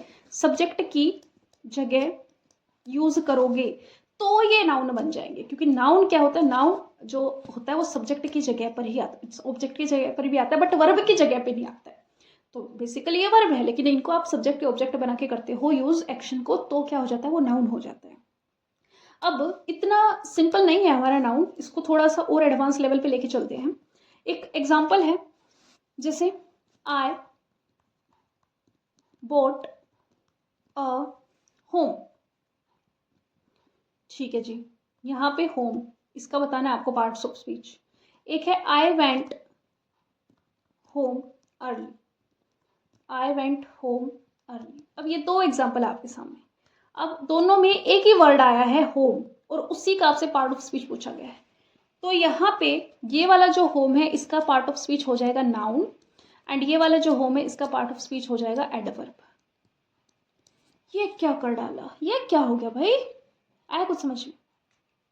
यानी कि रटना तुम्हारा काम ही नहीं आएगा इंग्लिश में, इसलिए कह रही हूँ अंडरस्टैंडिंग बना लो। देखो, सेम वर्ड था, यहां भी होम, यहां भी होम। सेम वर्ड कॉन्टेक्स्ट के हिसाब से अलग रोल ले सकता है, इसलिए सिर्फ वर्ड नहीं, सेंटेंस में उसका रोल देखना होता है कि वो रोल क्या निभा रहा है यहाँ पे। अब आई बोट अ होम, ठीक है, यहाँ पे ये तो ऑब्जेक्ट है, आई बोट वट, तो यहाँ पे ये वट का जवाब दे रहा है, ये ऑब्जेक्ट है, तो यहाँ पे नाउन, ठीक है। आई वेंट होम अर्ली, तुम जल्दी कहाँ चले गए थे? वेयर, वेयर का जवाब दे रहा है, एंड वेयर का जो जवाब देते हैं ना उसको क्या बोलते हैं? एडवर्ब बोलते हैं। क्या बोलते हैं? एडवर्ब बोलते हैं। आया समझ में? अगर नहीं आया तो तुम्हें एक ट्रिक सीख लो आइडेंटिफिकेशन की। Noun identity classification trick. और वो ट्रिक क्या है, आप इसमें क्वेश्चन पुट करके देखोगे, क्वेश्चन पुट करके देखोगे और वो क्या होगा, व्हाट, हु, whom। अगर आपको क्वेश्चन में ये 3 सवाल पूछने से, नंबर 1, नंबर 2, नंबर 3, अगर जवाब मिल जाता है तो वो क्या हो जाएगा, आपका नाउन हो जाएगा। अब नाउन के 2 टाइप्स होते हैं, 2 टाइप्स। कौन कौन से होते हैं जी? एक होता है हमारा काउंटेबल नाउन और एक हमारा होता है अनकाउंटेबल नाउन। अनकाउंटेबल नाउन जैसे कि आपको ना नाम से समझ में आ रहा है, काउंटेबल जिसको हम काउंट कर सकते हैं, अनकाउंटेबल जिसको हम काउंट नहीं कर सकते। एग्जैक्टली जिसे आप गिन सको वो काउंटेबल, जिसको नहीं गिन सकते वो क्या है, अनकाउंटेबल। और एक चीज, अनकाउंटेबल नाउन का कभी भी प्लूरल नहीं बन सकता, इस चीज का ध्यान रखना। इनका बन जाता है, जैसे कि एक एग्जाम्पल है पेन, तो पेन का क्या हो जाएगा, पेन्स हो जाएगा। बुक है, बुक का क्या हो जाएगा, बुक्स हो जाएगा। लेकिन यहाँ पे अनकाउंटेबल में आ जाओ, जैसे कि पानी, पानी को गिन थोड़ी ना सकते हो। वाटर का वाटर्स नहीं हो सकता। एयर है, एयर का एयर्स नहीं हो सकता। आप कुछ लोग बोलेंगे हमने तो एयर्स वर्ड देखा हुआ है, इसका ना मीनिंग चेंज हो जाता है। जैसे कि एक वुड वर्ड होता है ना, वुड का जब आप वुड्स बना देते हो तो इसका मतलब होता है लकड़ी, इसका मतलब होता है जंगल, इसका मतलब होता है हवा, और एयर्स का मतलब हो जाता है नखरे। ठीक है, तो ये मतलब मीनिंग ही चेंज हो जाएगा, इस वजह से बोलते हैं कि इसका प्लूरल नहीं किया जा सकता। एक थोड़ा सा ट्रिकी सा एग्जांपल लेती हूँ, जैसे कि स्टार। अब मुझे बताओ, स्टार काउंटेबल है या फिर अनकाउंटेबल है? क्या आप स्टार को गिन सकते हो? बचपन से आप लोग पढ़ते आ रहे होगे, आपने सुना होगा कि अरे स्टार तो अनगिनत होते हैं, उनको तो गिना ही नहीं जा सकता है। लेकिन आपका यहाँ पे मैं एक वहम तोड़ देती हूँ, स्टार जो है वो काउंटेबल नाउन होते हैं। क्या होते हैं, काउंटेबल। आप काउंट कर सकते हो स्टार्स को। ठीक है, वो बहुत सारे इस वजह से आप नहीं कर रहे हो काउंट, बट क्या वो 1, 2, 3 इस तरीके से काउंट नहीं हो सकते है ना। तो काउंटेबल और अनकाउंटेबल का मतलब ये, आप अपनी कैपेसिटी से डिसाइड नहीं करोगे कि मैं अगर 100 तक काउंटिंग नहीं कर सकती यहाँ पे, अगर मेरे सामने, अब ऐसे तो देखो पेन है, ठीक है, मैं तुम्हें एक पेन की फैक्ट्री में लेके जाऊं और वहां पे जाके मैं बोलूँ कि जितने पेन है सारे गिनो, तुम क्या बोलोगे, अरे अरे मैम बस पेन तो ना अनकाउंटेबल है, हमसे नहीं गिने जाएंगे, ये बोल दोगे तुम। तो ऐसा स्टार का है, ठीक है, वो बहुत सारे, बट गिनती तो ऐसे होती है ना, 1 तारा, 2 तारा, 3 तारा, ऐसे पेन की गिनती होती है, तो इसलिए ये होते हैं काउंटेबल। अब एक और एग्जांपल देखते हैं, एक और एग्जांपल है हेयर। अब मुझे बताओ हेयर क्या है, यहां ध्यान दो। एक बाल की बात कर रहे हो, अ हेयर काउंटेबल है, लेकिन सर के सारे बालों की जब आप बात करते हो ना और फिर उसके लिए हेयर यूज करते हो, तब वो आता है अनकाउंटेबल। कॉन्टेक्स्ट देखो, उसके बाद चीजों को डिसाइड करो। एक चीज और, जैसे कि ऊपर अभी हमने ये देखा था कि हैप्पीनेस, सैडनेस इनसे बन जाता है, तो इस चीज का ध्यान रखना। जो ये लास्ट में ESS लगा देते हो ना, नेस लगा देते हो, इससे किसी एडजेक्टिव को, किसी भी एडजेक्टिव को नाउन बनाया जा सकता है। किसी भी एडजेक्टिव को नाउन बनाया जा सकता है। समझ गए? अच्छी बात, अगर समझ गए तो। अब चलो, अब आगे बढ़ते हैं, प्रोनाउन।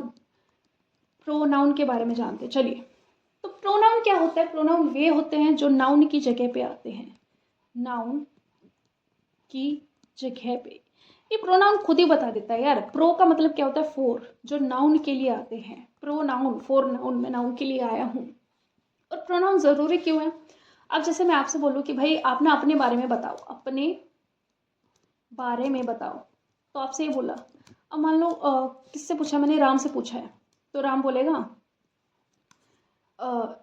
राम घर जाता है, राम खाना खाता है, राम 6th क्लास में पढ़ता है, राम यहाँ से है, राम वहां से। तो मैं क्या बोलूंगी? अरे तू पागल हो गया है क्या भाई? तू पागल हो गया है क्या? एक बार तूने राम बोल लिया तो अब मैं यूज करना कि मेरा नाम राम है, मैं ऐसे हूँ, मैं वैसे हूँ, यहाँ वहां, ये वर्ड यूज कर। तो बार बार ऐसे क्यों बोल रहा है? राम वहां से है, राम ये करता है, राम वो करता है। तो इस रेपिटेशन को, इस नाउन की अननेसेसरी और इरिटेटिंग रेपिटेशन को अवॉइड करने के लिए हम यूज करते हैं प्रोनाउन। अब जैसे कि आपने ये वर्ड सुने होंगे, he, she, it, they, I, we, you, ये सब क्या है? ये सारे के सारे आपके हैं प्रोनाउन। अब जैसे इनके ना पर्सन्स के बारे में बात करते हैं। चलो पेन चेंज। इनके 3 पर्सन्स होते हैं। कौन कौन से? प्रोनाउन में 3 पर्सन्स होते हैं। 3 पर्सन्स होते हैं। Person number one first person, second person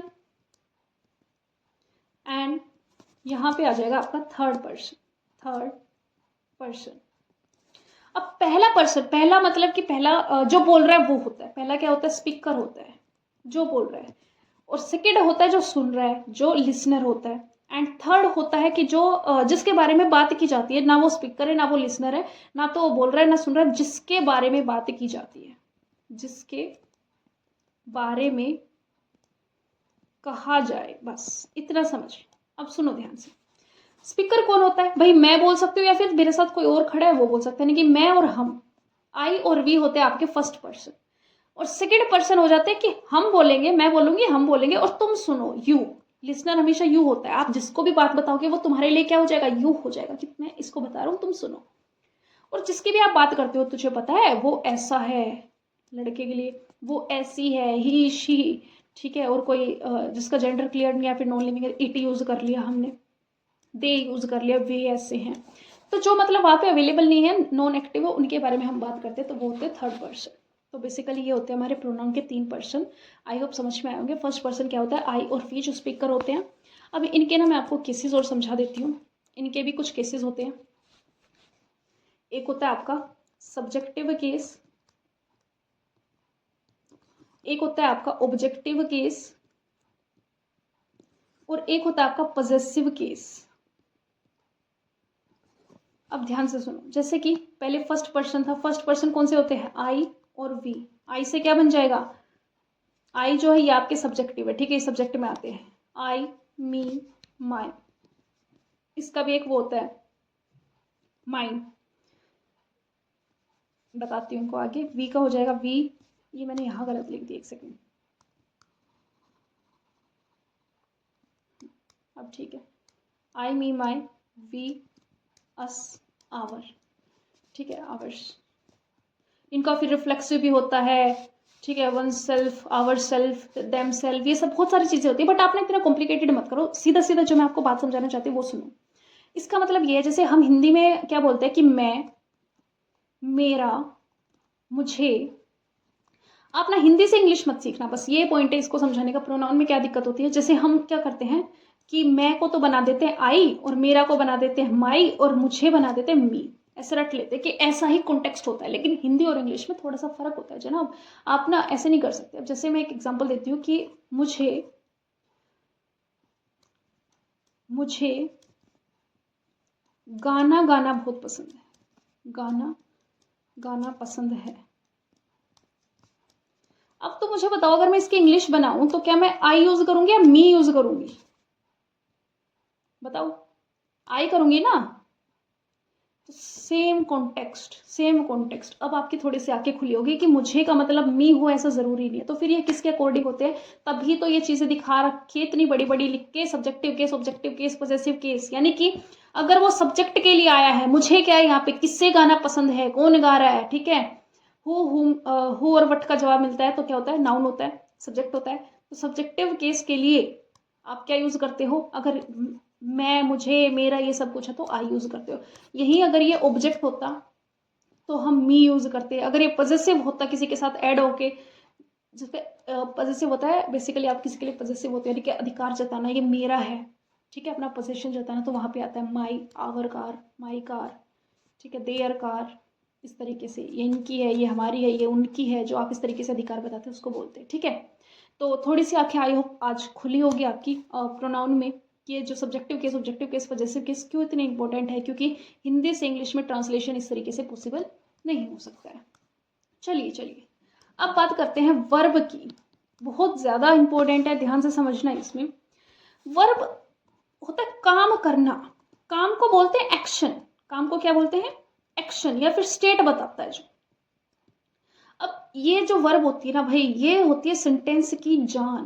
क्या होती है, जान होती है सेंटेंस की। कैसे, क्योंकि वर्ब के बिना सेंटेंस ही नहीं पॉसिबल। आप क्या बात कर लोगे बिना वर्ब के, एक बात ऐसे करके दिखा दो जिसमें वर्ब ना। अब जैसे एक सेंटेंस है, he is playing cricket, he is playing cricket, तो यहाँ पे एक तो वर्ब ये आई है, एक वर्ब ये आई है, एक सेंटेंस में दो दो वर्ब है। इज को क्या बोलेंगे हम, इज को बोलेंगे हेल्पिंग वर्ब। यहाँ से हमें पता चलता है कि वर्ब के दो टाइप्स होते हैं। सबसे पहले हेल्पिंग वर्ब और खेलना, ये है हमारी मेन वर्ब। ये क्या है, मेन वर्ब। ठीक है, जो हेल्पिंग वर्ब होती है उसको एक और नाम से जाना जाता है auxiliary verb, auxiliary verb. And ये सब कुछ बताने का पर्पज सिर्फ इतना सा है कि कल को आप मेरी पीपीटी में देखो या फिर मेरे मुझसे सुनो ये वर्ड्स, तो आप ये ना होना चाहिए कि हमें ये पता ही नहीं ये क्या होता है, कौन सी भाषा बोल रही है मैम, तो बस ये कन्फ्यूजन ना हो। इसलिए सारी चीज़ें जो बेसिक है इसका आज ही खत्म कर लो अपना। तो इसका समझ में आया ऑक्सिलरी वर्ब। अब जो मेन वर्ब है भाई, इसके भी आपके फर्दर, जैसे कि जो ऑक्सिलरी वर्ब है, सबसे पहले इसकी बात करते हैं। जो हेल्पिंग वर्ब है ये खुद काम नहीं करती है, ये हेल्प करती है। इसके नाम में क्या आ रहा है, हेल्पिंग वर्ब।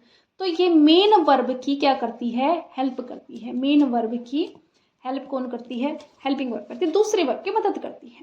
कुछ प्राइमरी ऑक्सिलरी होते हैं, इसमें भी कुछ टाइप्स होते हैं। जैसे कि एक तो होता है आपका प्राइमरी ऑक्सिलरी, पहला।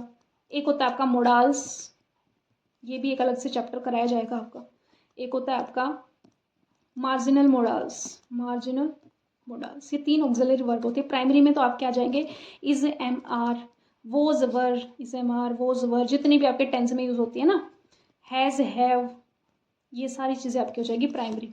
और क्या होते हैं, डू, डज, डिड, ये हो गए प्राइमरी। मोडाल्स में क्या हो जाएंगे आपके, विल, शैल हो जाएगा एक तो, विल, शैल, मे, कैन और मस्ट, इस तरीके से। और मार्जिनल मॉडल होते हैं जिसमें आपका कुछ ना कुछ एडिशनल यूज होता है, जैसे कि यूज टू, डेयर, नीड, ये होते हैं आपके मार्जिनल मॉडल्स। अब ये तो हो गया हमारा हेल्पिंग वर्ब का। अब बात करते हैं मेन वर्ब की। मेन वर्ब होते हैं जो एक्चुअल में काम करती है, किसी की मदद नहीं करती है, खुद की मदद करती है, एक्चुअल काम करता है। ठीक है, मेन वर्ब के अब दो टाइप्स होते हैं। सबसे पहले आ जाएगी आपकी एक्शन वर्ब, एक्शन वर्ब। और एक टाइप आ जाएगा आपका स्टेटिव वर्ब, स्टेटिव वर्ब। ठीक है, तो जो एक्शन वर्ब होती है ना, वो ये होती है जो आप फिजिकली कर सकते हो। लिखना, पढ़ना, खाना, पीना, दौड़ना, खेलना, कूदना, ये आप फिजिकली कर सकते हो। सॉरी, हाँ, जो चीज आप फिजिकली कर सकते हो उसको क्या बोलेंगे, एक्शन वर्ब। समझे। और स्टेटिव वर्ब होता है जो आप फील करो, जो आप फील करो। जैसे कि क्या फील कर सकते हो आप, लव फील कर सकते हो, हेट फील कर सकते हो। नो, जानना कोई काम तो नहीं है लेकिन क्या है, आप स्टेटिव वर्ब है। और देखना, सुनना, ये काम नहीं है, ये आप फील कर सकते हो। ठीक है, अब स्टेटिव वर्ब जो होते हैं ये कंटिन्यूअस फॉर्म में नहीं आते कभी भी, ध्यान रखना इस चीज को, इसको आप रूल मान के लिख लो। इनकी कभी भी आपको कंटिन्यूअस फॉर्म नहीं दिखेगी, ये एक पॉइंट है। ठीक है, ये यहां से ना आपके क्वेश्चन भी काफी ज्यादा पूछे जाते हैं। जैसे कि एक एग्जांपल से समझाती हूँ, I know the answer, I know the answer. ठीक है, अब अगर मैं लिख दूं आई एम नोइंग द, मैं आंसर जान रहा हूं, भाई कितनी देर लगेगी तुझे जानने में, I am knowing the answer, तो ये चीज ना इस तरीके से होती ही नहीं है, ये गलत प्रोसीजर, ये गलत है, ये ठीक है। एक और एग्जांपल है, जैसे कि I hear A noise, I am hearing a noise, ये क्या हो जाएगा, गलत हो जाएगा। अब इसका ना फर्दर डिवीजन समझते हैं, चलिए। अब आगे क्या होता है, कुछ और इंपॉर्टेंट टाइप्स है जिसमें आपके आते हैं फाइनाइट वर्ब और नॉन फाइनाइट वर्ब। एक होती है फाइनाइट वर्ब और दूसरी होती है, चलिए अब इसके भी फर्दर दो पार्ट्स होते हैं एंड ये आप लोगों ने बहुत बार पढ़ रखे होंगे। सबसे पहले इसमें आता है आपका ट्रांजिटिव, ट्रांजिटिव, और दूसरा क्या हो जाएगा आपका इंट्रांजिटिव।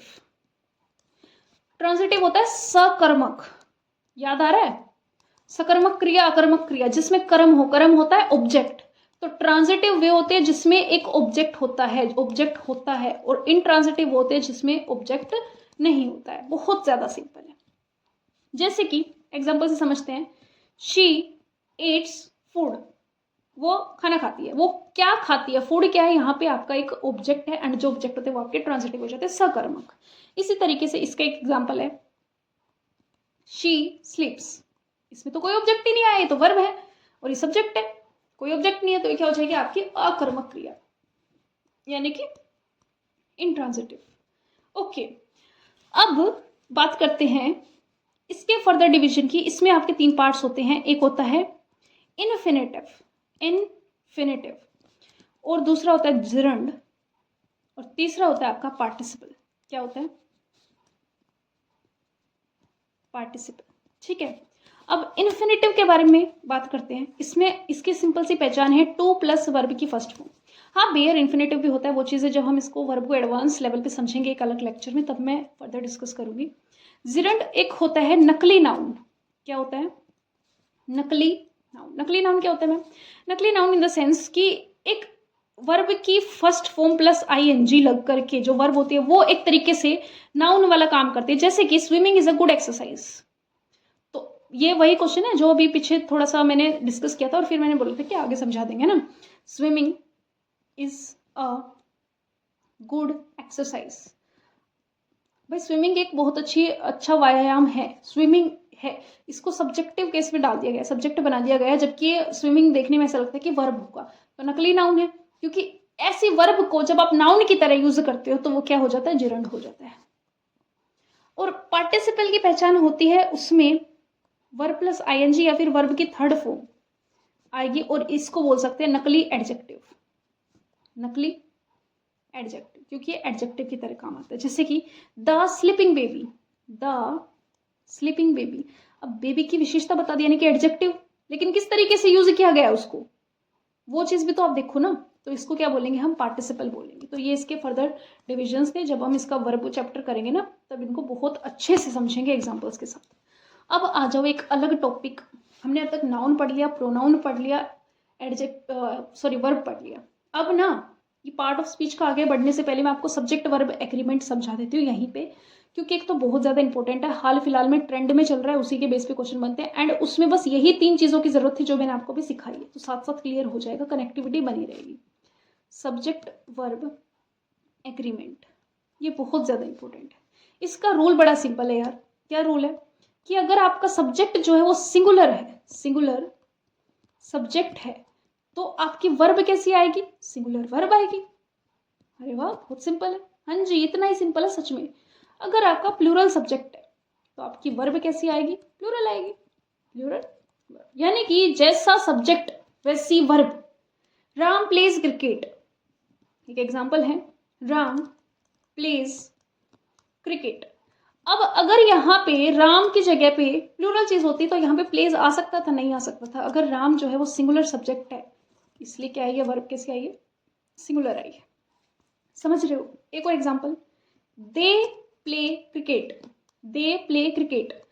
अब यहाँ पे दे क्या है, प्लूरल है, जैसे ही हमें पता चला कि हमारा सब्जेक्ट है वो प्लूरल है, तो देखो वर्ब अपने आप प्लूरल हो गई, वर्ब अपने आप क्या हो गई, प्लूरल हो गई। समझे, राम इज इंटेलिजेंट, राम के साथ इज क्यों आया, क्योंकि ये सिंगुलर है। Ram and Shyam are intelligent, मतलब कि 2 अलग लोग थे तो उनके लिए क्या यूज हुआ, प्लूरल, प्लूरल क्या है, यहाँ पे आर है। तो वर्ब का सिंगुलर कैसे बनता है, वर्ब का सिंगुलर कैसे बनता है,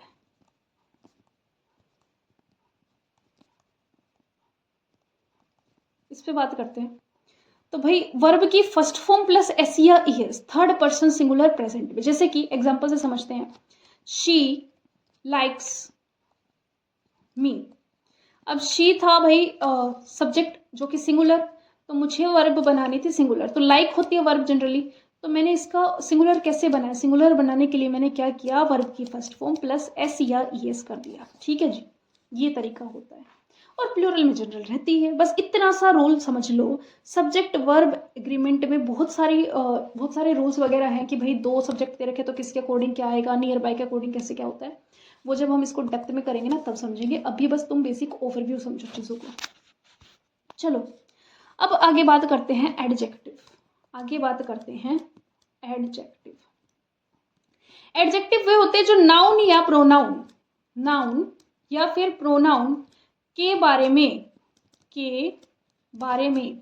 एक्स्ट्रा इंफॉर्मेशन दे देते हैं, एक्स्ट्रा इंफॉर्मेशन देते हैं, ठीक है। जैसे कि एक वर्ड है अ गर्ल, ठीक है, तो नाउन है, इसके बीच में मैं लगा देती हूँ अ ब्यूटीफुल गर्ल, सुंदर लड़की, तो यहाँ पे लड़की के को क्या कर दिया, और ज्यादा डिस्क्राइब कर दिया। ये एक नाउन था, नाउन के बारे में एक्स्ट्रा इन्फॉर्मेशन बता दी, a beautiful hard working generous girl, इस तरीके से, ठीक है। It is a large building, it is a large building, तो बिल्डिंग की विशेषता बता दी, लार्ज है। अब आप बोल रहे हो एक पिज्जा, ठीक है, लेकिन पिज्जा के आगे मैंने बहुत सारी चीजें डाल दी, जैसे कि delicious pizza, spicy pizza, spicy delicious, ठीक है, लार्ज साइज पिज्जा, चीजी, तो ये सब क्या है, मैं इनके बारे में एक्स्ट्रा इन्फॉर्मेशन बता रही हूँ। तो एडजेक्टिव वही होता है नाउन और प्रोनाउन के बारे में जब आप एक्स्ट्रा इन्फॉर्मेशन देते हो।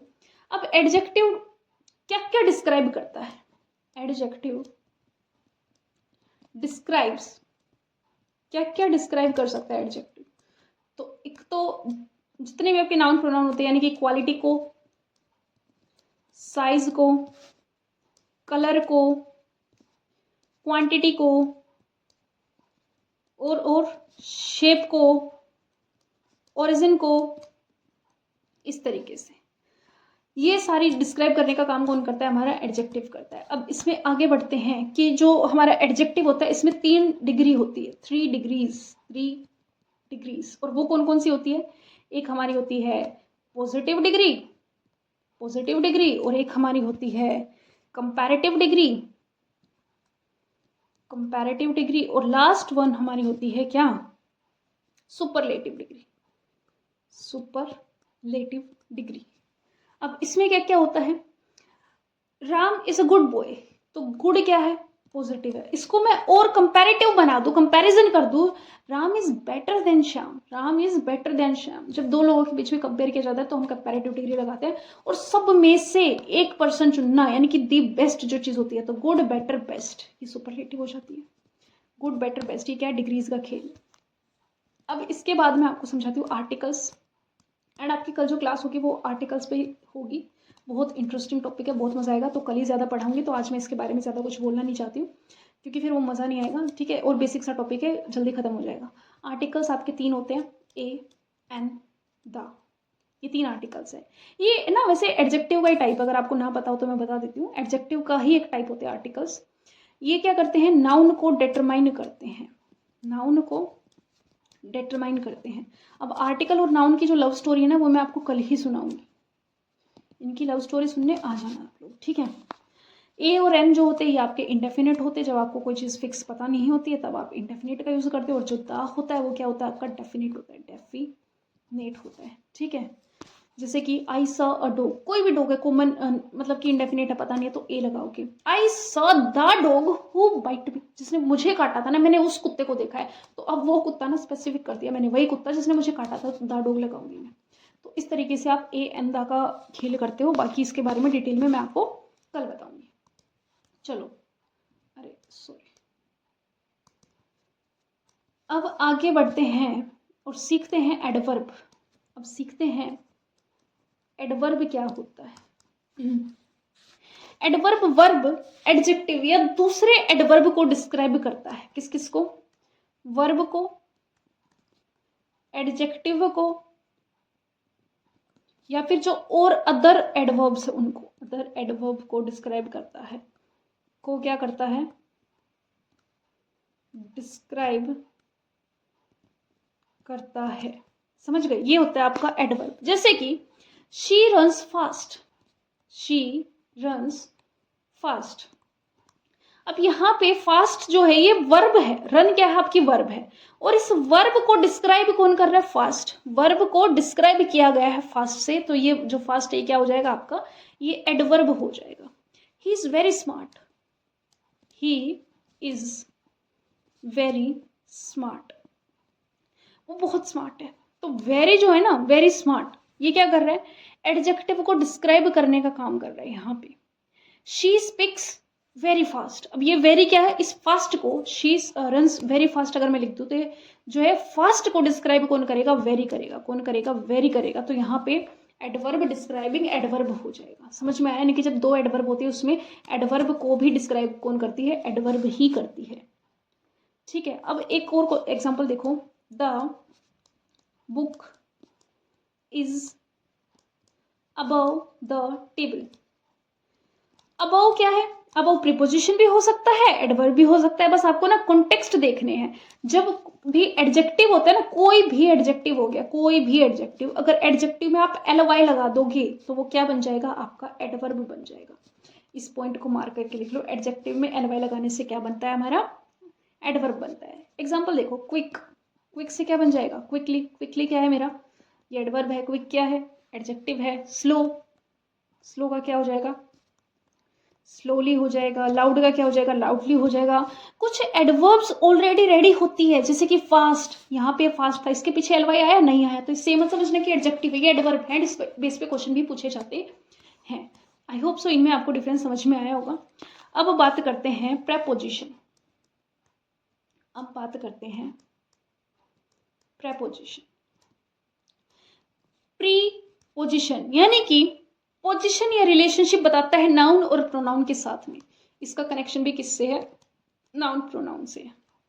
जैसे कि आपकी इन हो गई, ओन हो गई, एट हो गई, ठीक है, विद हो गई, ये बहुत सारे होते हैं। ठीक है, beside, since, into, upon, onto, ये सब प्रेपोजिशंस हैं। The book is on the table. The book is on the table. Table पर बुक रखी है, तो ये ओन क्या हो जाएगा? यहाँ पे क्या हो जाएगा? आपका preposition. She arrived at the station. At the station, at क्या हो जाएगा? Preposition. He is in the room, in क्या हो जाएगा? प्रेपोजिशन। एक इंपॉर्टेंट रूल, फिक्स्ड प्रेपोजिशन। एक इंपॉर्टेंट रूल, फिक्स्ड प्रेपोजिशन। कुछ वर्ड्स के साथ हमेशा एक स्पेसिफिक प्रेपोजिशन आती है, उसको बोला जाता है फिक्स्ड प्रेपोजिशन। जैसे कि अगर आप किसी पर्सन के लिए यूज कर रहे हो गुस्सा वर्ड, तो आप हमेशा एंग्री विद ही यूज करोगे। किसी पर्सन के लिए कर रहे हो तो, किसी पर्सन के लिए कर रहे हो तो।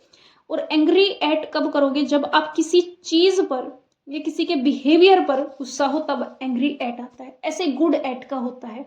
गुड एट का मतलब होता है किसी स्किल में अच्छा होना। तो ये फिक्स प्रीपोजिशन होती है and exam point of view से बहुत इंपॉर्टेंट है, एग्जाम में पूछी जाती है। अब थोड़ा सा ओवरव्यू मैं आपको कंजक्शन का भी दे देती हूँ। कंजक्शंस क्या होते हैं? कंजक्ट करना। कंजक्ट क्या होती है? कंजक्ट का मतलब होता है जोड़ना। कंजक्ट का मतलब क्या होता है? जोड़ना। अभी कल की जब आप क्लास देखोगे ना, मैंने इतनी शानदार पीपीटी बनाई, मीम्स वगैरह ऐड करके, आप लोगों को बहुत मजा आ जाएगा। ठीक है, Ram and Shyam are friends. तो यहाँ पे राम एंड श्याम को जो जोड़ा गया है, राम और शाम को जो एंड से जोड़ा गया है, तो यहाँ पे ये जो एंड है ये क्या हो जाएगा? ये कंजक्शन हो जाएगा, क्योंकि जोड़ने का काम करता है, दो वर्ड्स को जोड़ना। She worked hard because she wanted success. तो यहाँ पे बिकॉज क्या कर रहा है? दो क्लोजेस को जोड़ रहा है। I tried but failed. अब यहाँ पे जो बट है वो दो क्लोजेस को जोड़ रहा है। तो कंजक्शन में आपके बेसिकली दो टाइप्स होते हैं, एक होता है कोऑर्डिनेटिंग और एक होता है सबऑर्डिनेटिंग। जो अभी हमने ऊपर पढ़ के आए ना, मैंने आपको जो क्लोजेस पढ़ाया था उसमें सारी बातें हमने कर ली थी कि भाई कोऑर्डिनेटिंग में आपका फैन बॉयज करके याद रखना, ये आ रही है तो इंडिपेंडेंट क्लोज है, ये नहीं आ रही तो वो सबऑर्डिनेटिंग है, वो अपने आप में कंप्लीट नहीं है। तो ये सारी कंजक्शन से तो होती है, वही तो बनाती है क्लोज को, है ना। तो ये सब चीज़ें बातें हम कर चुके हैं। अब इसमें आगे बढ़ते हैं, और आपके सिलेबस में क्या क्या मेंशन है। और आपके सिलेबस में भाई टेंसेस मेंशन है। इंटरजेक्शन भाई कुछ नहीं होता है, जो इंटरजेक्शन है ना उसके लिए परेशान मत होना। एक तो उसमें आपको एक्सक्लेमेटरी साइन मिल जाएगा। दूसरी चीज़, जितने भी आपके इमोशंस होते हैं, एक्सप्रेशंस होते हैं, इमोशंस एक्सप्रेशंस, वो सब आपके जैसे कि वाव, ओह, ये, ठीक है, और उफ, शिट, ओ शिट। तो ये जितने भी आपके इमोशंस एक्सप्रेशंस होते हैं सब आपके इंटरजेक्शन में आते हैं। अब आगे मैं आपको पढ़ाऊंगी इसमें डिटेल में, टेंसेस को पढ़ाऊंगी। टेंस क्या होता है? ये बहुत बहुत बड़ा टॉपिक है, इसमें थोड़ा सा टाइम लगेगा। टेंस का मतलब कुछ नहीं, टाइम होता है आपका, टाइम, काल। वर्ब का रूप बदल के हम बताते हैं कि काम कब हुआ। काम अभी हुआ यानी कि प्रेजेंट में, पहले हुआ था यानी कि पास्ट में, आगे होगा यानी कि फ्यूचर में। ये सारी बातें इसमें कही जाती है। ठीक है, अभी, पहले, आगे। इसके भी फिर 4 सब पार्ट्स होते हैं। कौन कौन से? सिंपल और कॉन्टिन्यूअस और परफेक्ट, और last one is perfect continuous. और हर एक के 3 पार्ट, और ये है, ये हर एक के 4 पार्ट, एंड ये आपके 3, तो टोटल कितने हो गए 12। तो आपके इस हिसाब से टोटल 12 टेंसेज होते हैं। ठीक है, घबराओ मत, एक ही फॉर्मूला है, फॉर्मूला सीख लोगे ना सब आसान हो जाएगा। इसमें सारे फॉर्मूलाज एकदम चार्ट फॉर्म में आपको प्रोवाइड कर दूंगी मैं। अभी यहाँ पे मैं बस आपको बेसिक सिलेबस से रूबरू करा रही हूँ कि आपको क्या क्या पढ़ना है, आप हर टर्म से अवेयर हो जाओ, बस इतना सीख लो। ठीक है, इसके बाद में आपको वॉइस कराया जाएगा। क्या कराया जाएगा? वॉइस कराया जाएगा। वॉइस क्या होते हैं? 2 तरीके के वॉइस होते हैं, एक होता है एक्टिव वॉइस और एक होता है हमारा पैसिव वॉइस। एक्टिव वॉइस और पैसिव वॉइस, एक ही बात को 2 तरीके से कहना। बस मैं इंग्लिश पढ़ाती हूँ, मेरे द्वारा इंग्लिश पढ़ाई जाती है, यानी कि जो वॉइस होता है ना, ये स्पॉटलाइट का खेल होता है। स्पॉटलाइट का खेल होता है। इसमें कभी कभी तो डूअर को स्पॉटलाइट मिल जाती है, जिसमें डूअर को स्पॉटलाइट मिलती है उसको एक्टिव बोलते हैं, और जिसमें ऑब्जेक्ट को स्पॉटलाइट मिल जाती है उसको पैसिव बोलते हैं। जैसे कि बात एक ही है कि मैं इंग्लिश पढ़ाती हूँ, ठीक है भाई, मैं इंग्लिश पढ़ाती हूँ, अभी इसमें सब्जेक्ट है, ये डूअर एक काम कर रहा है, तो ये स्पॉटलाइट में तो एक्टिव हो गया। मेरे द्वारा, बात वही है, मीनिंग चेंज नहीं होता, मेरे द्वारा इंग्लिश पढ़ाई जाती है, तो इसमें ही मैंने क्या कर दिया, ऑब्जेक्ट को स्पॉटलाइट में रख दिया। कुल मिला के इसमें कहने का पर्पज ये है कि एक बात को 2 अलग तरीके से कहना। ठीक है, और एक चीज इसमें ध्यान रखना, एक बात को 2 अलग तरीके से कहना, मीनिंग सेम रहेगा, meaning same, tense same, meaning same और टेंस सेम, टेंस कभी नहीं बदलता इसमें। ठीक है, बस बात को कहने का तरीका बदल रहा है और कुछ भी नहीं। अब जैसे कि यहाँ पे एक और एग्जांपल लेते हैं, all the trees have been cut by them. By word आ रहा है, तो एक चीज ये भी ध्यान रखना, जो पैसिव होता है ना उसमें जनरली आपका बाय आपको मिलेगा, बाय पैसिवनेस को दिखाता है। चलो, अब उसके बाद मैं आपको पढ़ाऊंगी इसमें नरेशन। क्या कराऊंगी? नरेशन। नरेशन क्या होता है?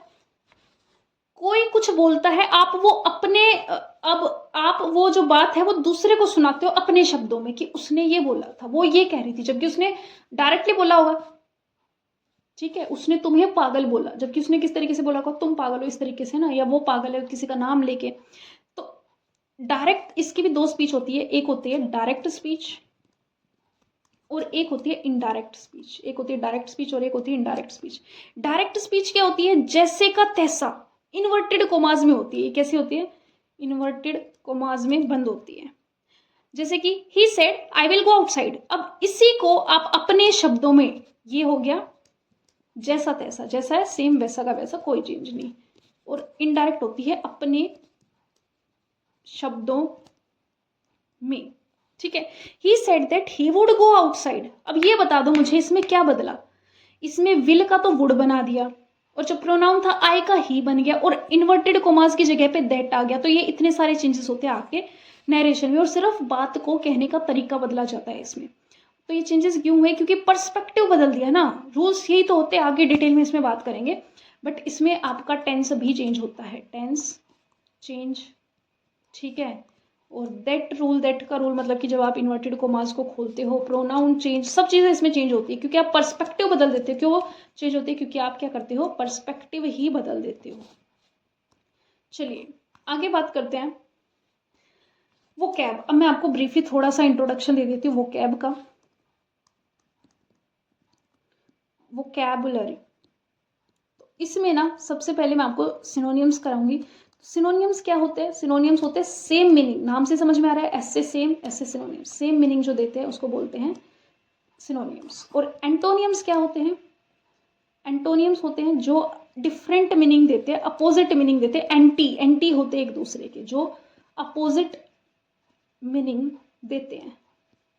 फिर इसके बाद हम लोग करेंगे वन वर्ड सब्सटीट्यूशन, OWS इसको मैं शॉर्ट में बोलती हूँ। ये क्या होते हैं? इसमें आप एक लंबा चौड़ा सा सेंटेंस दिया रहेगा, इसके लिए एक वर्ड, वाक्यांश के लिए एक शब्द, अनेक शब्दों के लिए एक शब्द, ऐसे करके कुछ होता था ना हिंदी में। जैसे कि fear of water, fear of water क्या होता है? हाइड्रोफोबिया क्या होता है? हाइड्रोफोबिया। तो ये कैसे आया है? ये इस इतने लंबे चौड़े के लिए हमने एक वर्ड बना रखा है, ये आपके हिंदी में भी होते थे, ऐसे ही हम इंग्लिश में भी करने वाले हैं, और कुछ भी नहीं रटेंगे इनको, मैं आपको रूट वर्ड से बहुत अलग अलग अप्रोचेस से एनिमेशन के साथ बहुत अच्छे से समझाऊंगी। इसके बाद हम पढ़ेंगे आगे idioms and phrases. Idioms and phrases. Idioms and phrases में क्या करेंगे हम, इसमें क्या होता है, लिटरल मीनिंग कुछ और होता है, ठीक है, और जो दिया होता है वो कुछ और होता है, एक तरीके से मुहावरे इनको आप बोलते हो हिंदी में। उसके बाद हम पढ़ेंगे मिस स्पेल्ट, यानी कि स्पेलिंग गलत। और इसमें मैं आपको जो सबसे ज़्यादा रिपीट होती है, जितने भी एग्जाम्स में PYQs करा दूंगी सारे वो कैब के, और जो रिपीटेड है वो उन पर बहुत खास ध्यान रखा जाएगा। तो इस तरीके से हम अपना वो कैब पोर्शन भी ख़त्म कर लेंगे। अब एक लास्ट चीज़, वर्बल एबिलिटी, बहुत ज़्यादा इंपॉर्टेंट है ये वर्बल एबिलिटी। इसके लिए इसमें मैं क्या कराने वाली हूँ, सबसे पहले मैं आपको RC कराऊंगी, रीडिंग कम्प्रीहेंशन, फिर CT कराऊंगी क्लोज टेस्ट, फिर PJ कराऊंगी, PJ यानी कि पैराजम्पर्स। तो रीडिंग कम्प्रीहेंशन क्या होता है, एक आपको ना पैराग्राफ दिया होता है, एक पैराग्राफ दिया होता है एंड उसके नीचे कुछ सवाल होते हैं, आपको पैराग्राफ पढ़ के बस उनके जवाब देने होते हैं, बहुत सिंपल होता है एंड ये ईजी आता है। क्लोज टेस्ट थोड़ा सा ट्रिकी होता है, पैराग्राफ में ना ब्लैंक्स बना दी जाते हैं, फिल इन द ब्लैंक्स की तरह होता है ये, ठीक है, आपको सही वर्ड डालना होता है इसमें। और पैराजम्बल में होती है शफलिंग, ठीक है, जो करेक्ट ऑर्डर है वो आपको बताना होता है, वर्ड ऑर्डर, ये इस तरीके से घुमा फिरा के दे दिए जाते हैं। ये क्या है, ये जितनी भी चीज़ें हैं ना, ये आपकी स्किल है, ये प्रैक्टिस से इंप्रूव होगी। प्रैक्टिस कैसे करनी है वो सब चीज़ें मैं आपको इसी बैच में सिखाऊंगी, किस तरीके से करनी है एंड बहुत अच्छे लेवल पे आपको तैयार करूँगी, ठीक है। इसके बाद ना मैं आपको मॉक टेस्ट प्रोवाइड कराऊंगी, ठीक है, हमारे ही इसी प्लेटफॉर्म पे मॉक टेस्ट आएंगे एंड कैसे अप्रोच करनी है, कुछ वोकैब में ट्रिक्स लगती है, एलिमिनेशन अप्रोच, सब चीज़ें हम इसमें सीखने वाले हैं। तो ये थी आज की बेसिक्स क्लास इंग्लिश की, जिसमें मैंने आपसे सारी चीज़ें डिस्कस कर ली है, बहुत ज़्यादा डिटेल में भी नहीं एंड इतना कम भी नहीं कि भाई कुछ सीखा ही ना हो। बहुत चीज़ें आप लोगों ने यहाँ पे सीख ली है, आपको शायद पता नहीं चला होगा अब तक, लेकिन आज हमने जो कवर किया है ना, हमने कमाल कर दिया, ठीक है। एक लेटर से लेके सेंटेंस तक गए हैं, क्लोज क्या होते हैं, फ्रेज क्या होते हैं, सेंटेंस क्या होते हैं, पार्ट ऑफ स्पीच जितने भी होते हैं सब सीखे, सब्जेक्ट वर्ब एग्रीमेंट क्या होता है, टेंस क्या होते हैं, वॉइस क्या होते हैं, नरेशन क्या होती है, वोकैब क्या होती है, वर्बल एबिलिटी क्या होती है। तो ये था आपका कंप्लीट फाउंडेशन। अब आगे की क्लासेस में हर एक टॉपिक को डेप्थ में करेंगे, रूल्स के साथ, एग्जाम क्वेश्चंस के साथ में, प्रैक्टिस सेशन आपका कराया जाएगा, टेस्ट आपका यहाँ पे टेलीग्राम पे लिया जाएगा। तो एक काम करो, आज की क्लास एक बार और देखना, नोट्स बना लो, जो भी सवाल है ना कमेंट में लिख दो, मैं जवाब दूंगी, ठीक है। आपको कोई भी डाउट है, जो भी चीज़ें आपको ना समझ में आई हो, हाँ, अगर आपको इनकी डेप्थ नॉलेज चाहिए और आप उसको कमेंट कर रहे हो कि मैम इसका और अच्छे से डिस्क्राइब नहीं किया आपने, तो देखो फिर सारा एक ही वन शॉट में करा देंगे तो फिर पूरे बैच का बेनिफिट क्या है। तो कुछ चीज़ें मैंने जानबूझ के छोड़ी है, वो हम आगे डिस्कस करेंगे, समझ रहे हो इस बात को, थोड़ा सा यहाँ पे आप समझो। मैंने आपको बेसिक ओवरव्यू दिया है पूरे सिलेबस का, पूरे इंग्लिश आपकी कितनी, आपसे क्या क्या चीज़ें पूछी जाएगी एंड किस कहाँ से क्या क्वेश्चन बनेंगे, वो सारी चीज़ें। चलिए फिर मिलते हैं नेक्स्ट वीडियो में, तब तक हरे कृष्णा एवरीवन।